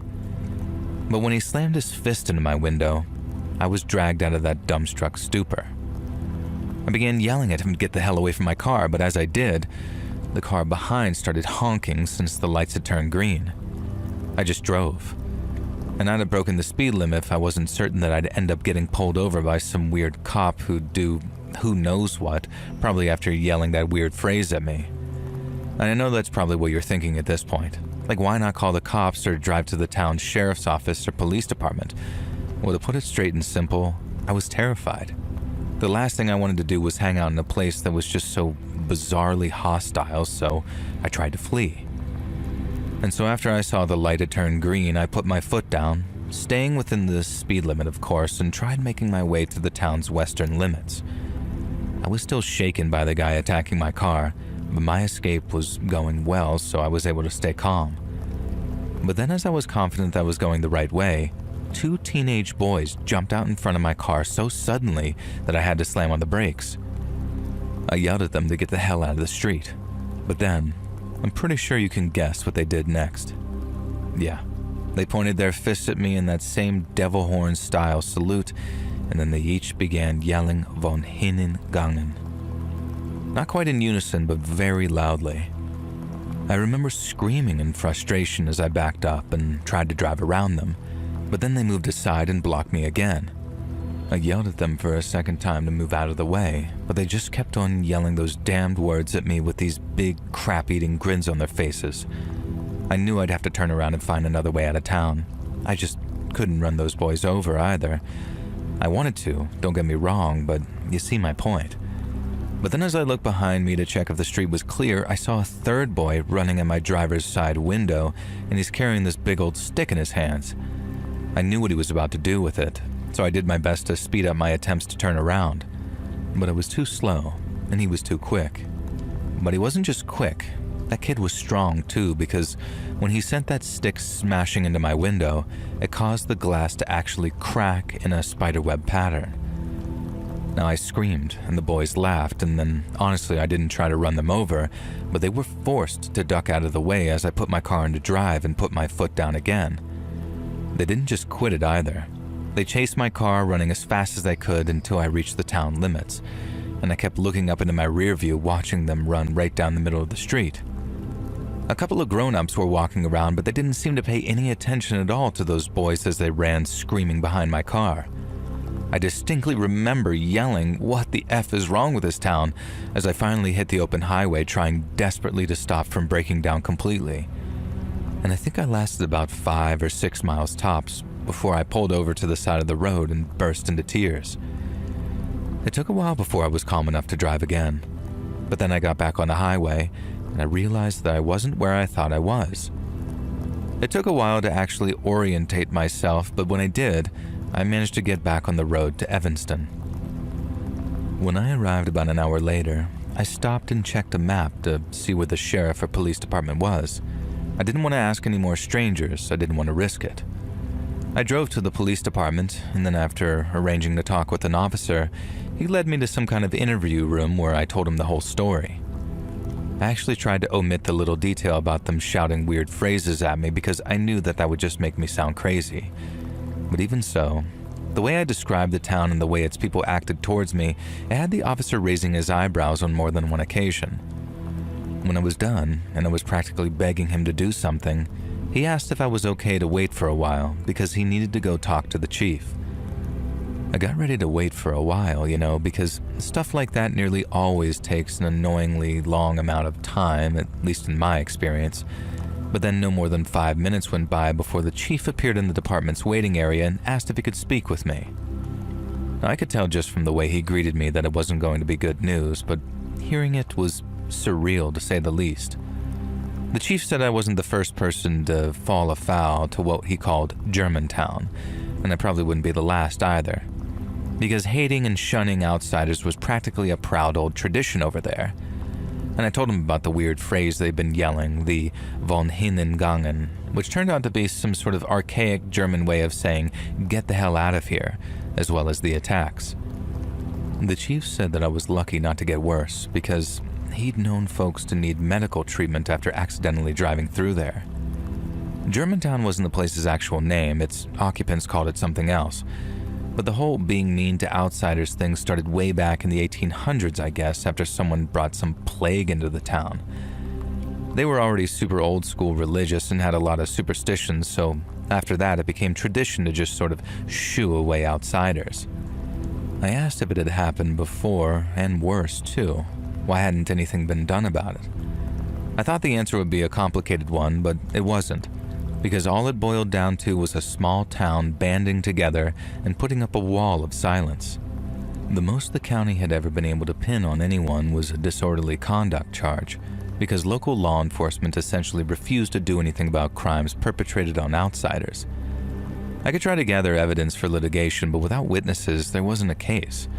And so according to the police chief there, the best thing that I could do for myself was to get in my car, keep on driving to wherever I was going, and just try to forget it ever happened. Now, anything else would only bring on more trouble. And I couldn't believe what I was hearing. I mean, call me naive, but I thought that there was a common law in this country that meant that people couldn't just get away with stuff like that. But obviously I was wrong. The chief said everyone in Evanston always avoided Germantown like the plague, or if they did drive through it, they made damned sure not to do so with a low gas gauge, and they never, ever stopped. Now, I made it to my aunt's funeral, but I never did buy that RV. I ended up flying back to Newark, grabbing my things, and then flying back to Sacramento to live with my dad. There's a whole other story to that, but let's just say that what I experienced in Germantown had me reassessing what was important in life. We kind of normalize cities as being dangerous places, or just accept certain neighborhoods or streets being tantamount to a sort of no-go zone. And I guess I didn't realize that that same thing applies to small towns, in the middle of nowhere, too.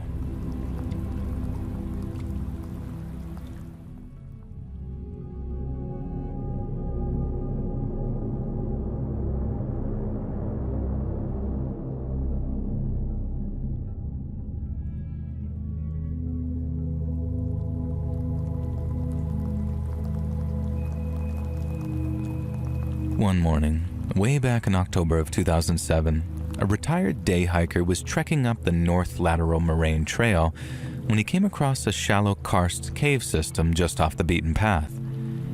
He claimed to have interest in what he called pioneer relics, things like rusted tin cans and shattered crockery left behind from the old covered wagons which used to snake through the front range.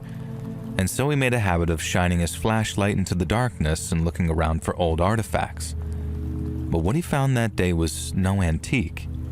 He found bones, human bones, and said that they were scattered around the cave floor and looked old, bleached, and white. And he thought that they were just animal bones at first, but then he found the skull. He told the dispatcher that he realized that it was a skeleton, maybe one left over from the Donner Party, or at least some other tradition of the sea type situation. And he said they looked 100 years old, but he was wrong. And the person that proved him wrong was me. Whenever anyone finds human remains and they're not fresh, medical examiners like me get a call. And it's our job to head out to wherever the remains are found and give our expert opinion on how and why their owner passed away. Most of the time, we just simply drive over to the location of the remains and then drive back to the office once we're done.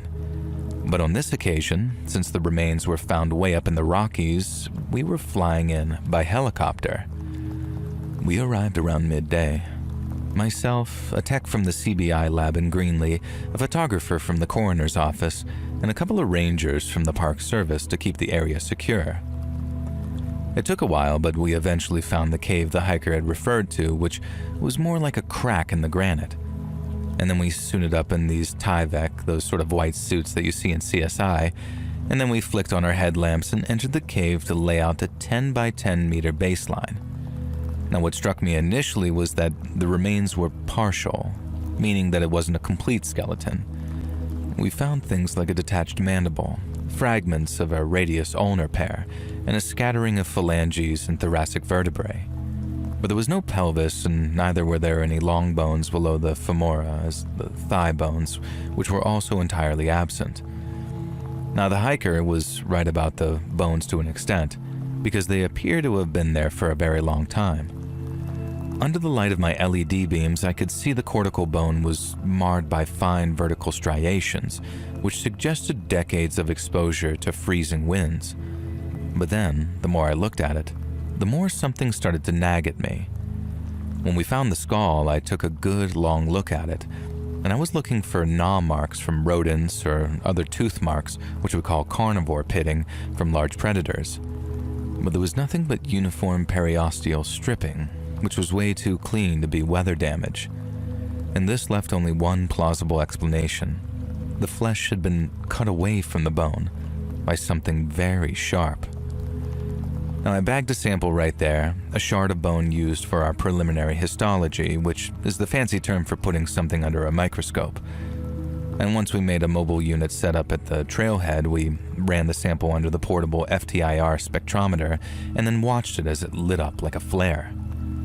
There was a high amount of hydroxyapatite crystallinity, but the sample also exhibited some unusual thermal degradation signatures, which to me indicated sublethal heating at a temperature of around 170 to 220 degrees Fahrenheit.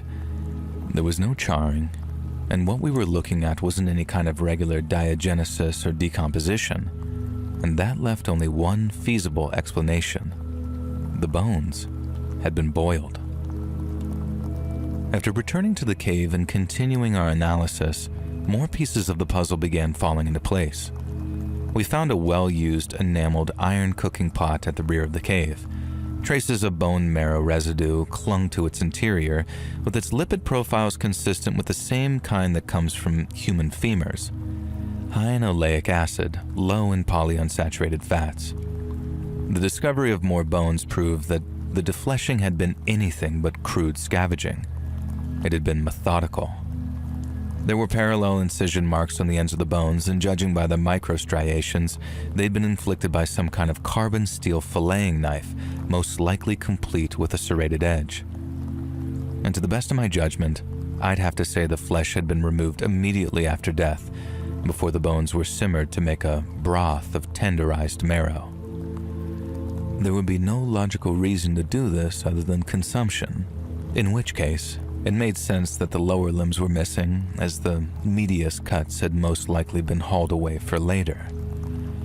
Now, in plain English, this wasn't the kind of survival cannibalism people were forced into on the Oregon Trail. It had been staged in isolation, most likely to evade prying eyes of rangers and hikers. This wasn't desperation. This was a feast. We had the remains airlifted to the Denver lab that afternoon, where a full post-mortem unfolded over the course of several weeks. Now, it took a while, but we heard the carbon dating on the sample we took pegged the year of death between 2003 and 2005. There was no corresponding dental records for the teeth that remained in the skull. The molars showed moderate damage, but there were no fillings or orthodontic work done, so my best guess involved being some kind of vagrant.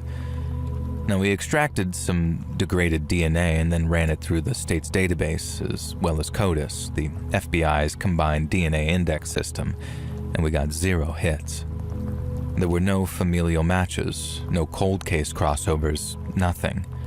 And in terms of where the victim was from, Enamel analysis hinted at a Midwestern upbringing. But in contrast to my theory that this person was a vagrant, the only thing that came up in the toxicology reports were trace caffeine metabolites. There was no indication of a struggle, no restraint artifacts on the wrists. Cause of death was most likely asphyxiation or blunt force, executed elsewhere, then transported to the karst cave for what I guess you might call the harvest. The case files have been archived for more than 6 years now, gathering digital dust in the Colorado Bureau of Investigation's unsolved ledger. Now, the killer, who was most likely male considering the brute force required to do what he did, clean slipped the noose, so to speak, meaning somewhere out there in the sprawl of flyover country, or maybe in some tiny mountain town, there's a murderer and a cannibal breathing free air. I used to imagine it sometimes, his pot bubbling over with bone broth as he packaged up the better cuts. I can't forget it, and I know I never will. Because in this line of work, some fractures never heal.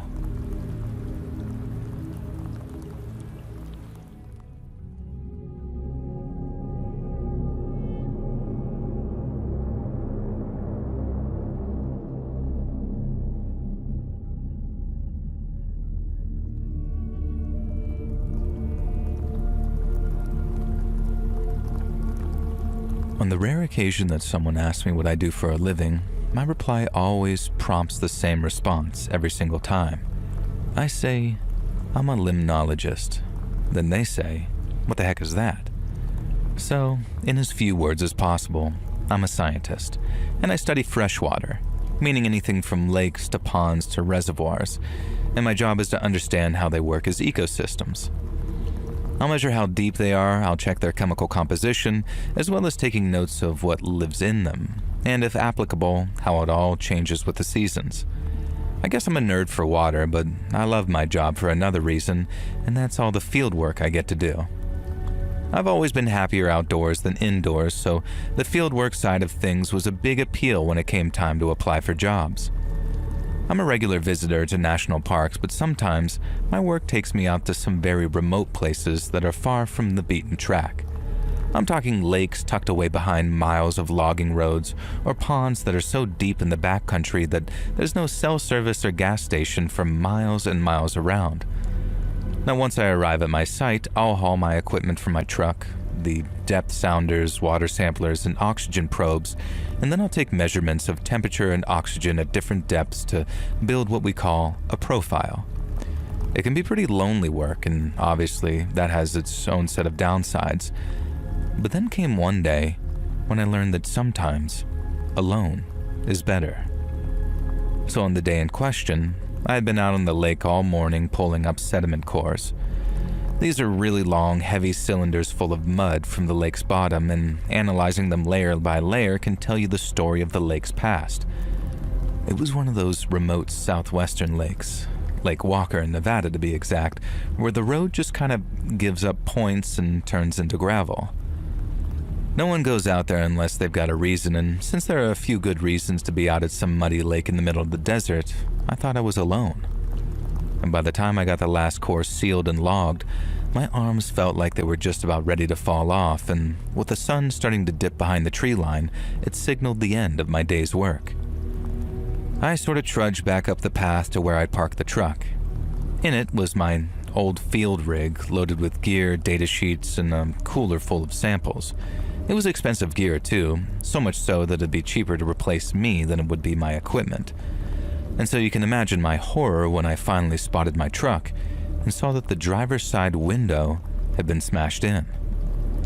I ran, convinced that some meth head had stolen tens of thousands of dollars worth of specialist equipment, and I could already see him flipping it for a few $100 and then smoking or injecting months of work into his lungs or veins.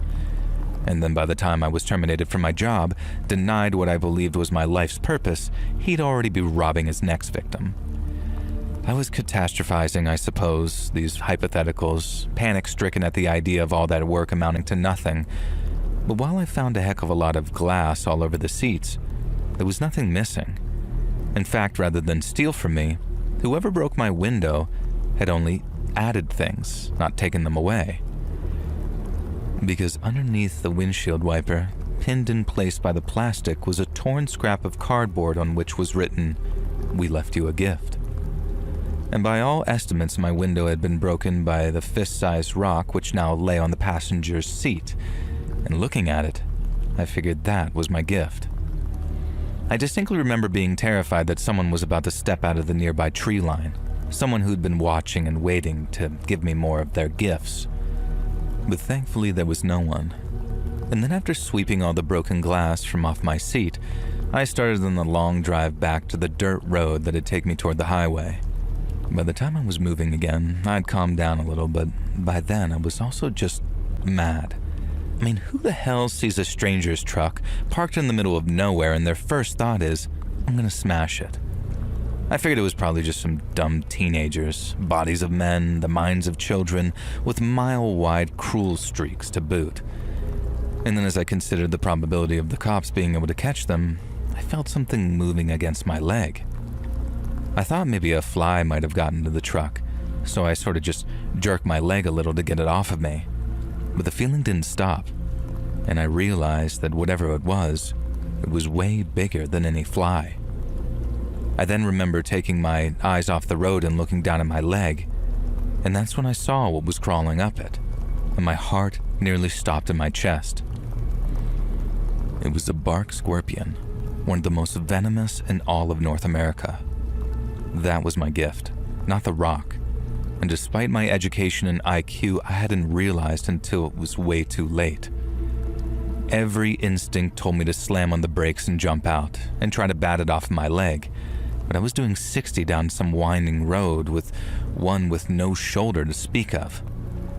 I just remember gripping the wheel so hard that my hands hurt afterwards as I forced myself to breathe, and when they say that time slows down in those sorts of situations, I didn't know how true that really was until those moments. Each second stretched out like a rubber band as I watched that scorpion slowly crawl up my leg, and as each one slipped by, I watched the scorpion edge closer and closer to my groin. I managed to ease off the gas, signal and roll to a stop on a narrow gravel turnout. My heart felt like it was going to explode in my chest as I shifted into park, and then I unbuckled my seatbelt, opened my doors smoothly and slowly as I could. I stepped out one leg at a time, and then after raising the fabric from off the skin of my thigh, so as if it sort of stung it would penetrate my skin, I began to shake my pants till the scorpion fell and hit the ground. I practically jumped back into my truck and slammed the door again, but when I did, I was hit by this wave of relief and spent the next few minutes with my head in my hands. I don't think that I've ever been so terrified in all my life, and to this day, I struggle to think of a time where I felt more panic-stricken. It wasn't even so much the scorpion, because while people have died after being stung by bark scorpions, those deaths are very rare. It was the idea of trying to keep my car on the road when my legs felt numb and I went into convulsions. Then if another truck or car drove by, and I might as well have finished that day in several more pieces than I started. I told the guys back at the office about what happened. I needed no encouragement to file a police report because God knows I didn't want whoever left that scorpion in my car to get away with it. But I also knew that there was a very slim chance anything would come out of it, so I wasn't surprised when months turned into a year and I didn't hear back from the cops in Nevada. To this day, I sometimes catch myself wondering who the hell would do something like that and why, but I think deep down, I know. My grandpa used to say some folks were born with the devil in them, and while I have a more scientific explanation, it doesn't make it any less digestible. Some people are just bad, and there's nothing anyone can do about it.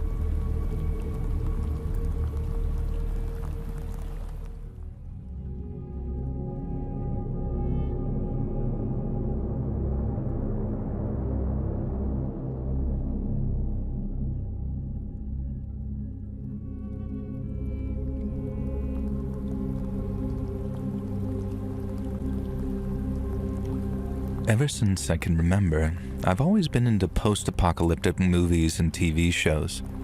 That's no exaggeration either. The first movie I ever remember watching was a Peter Graves one from the 70s called Where Have All the People Gone? It's about a mysterious natural disaster, a solar flash that turns like 90% of people into ash and leaves everyone else to wander this deserted, dead landscape. If I watched it nowadays, I'd probably think it was pretty lame, but back then, it was the coolest thing I'd ever seen. I mean, Mad Max was awesome too, but the idea of people disappearing seemed like it'd be sort of strangely peaceful. Now cut to about 15 years later, and I don't have to look far to understand my fascination with abandoned places.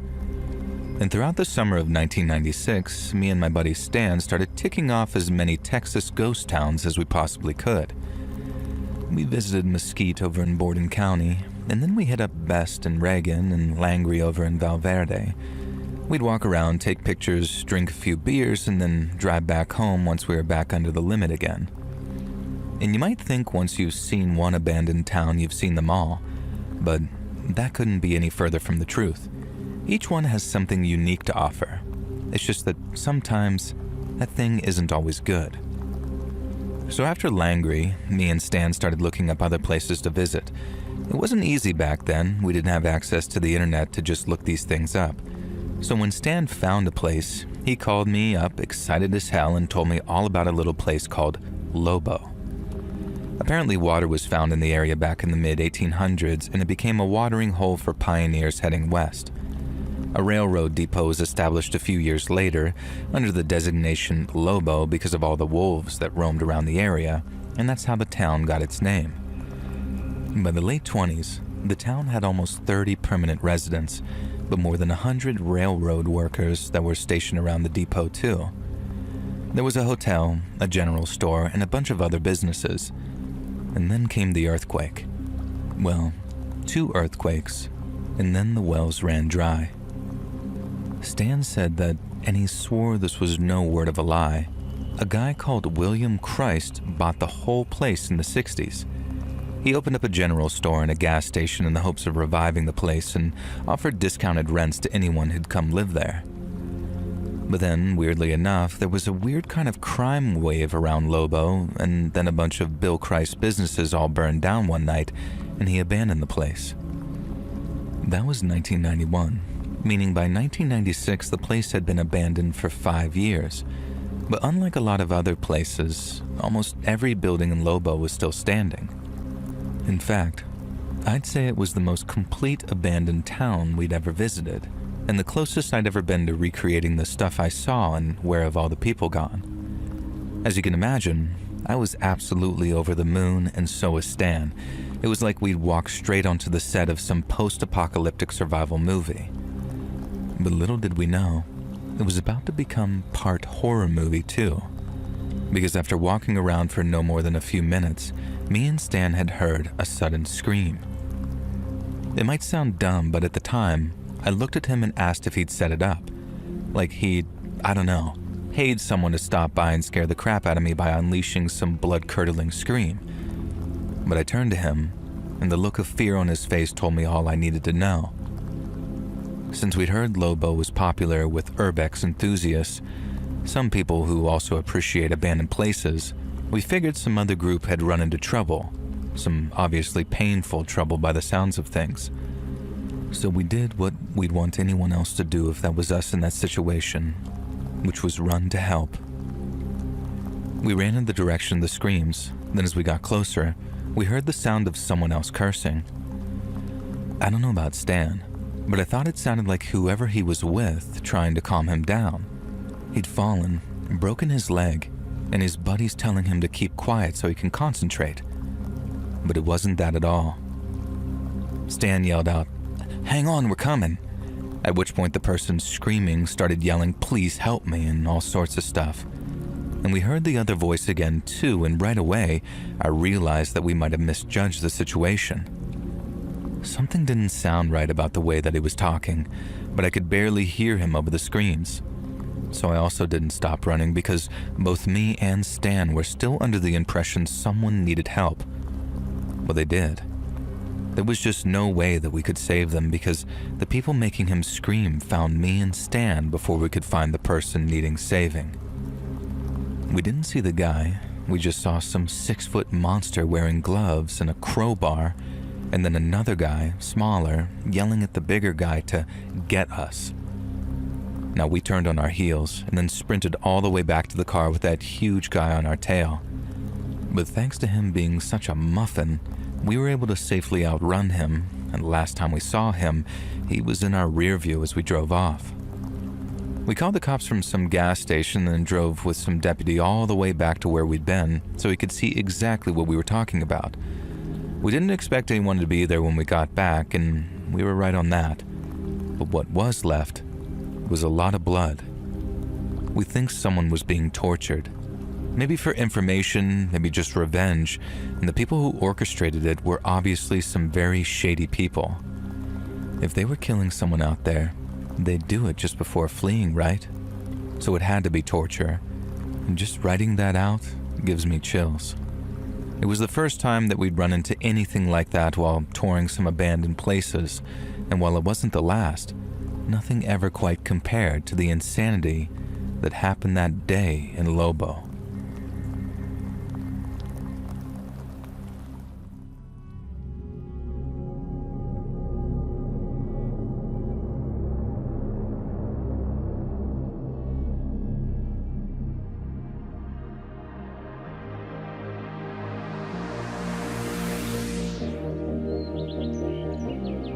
Hey friends, thanks for listening.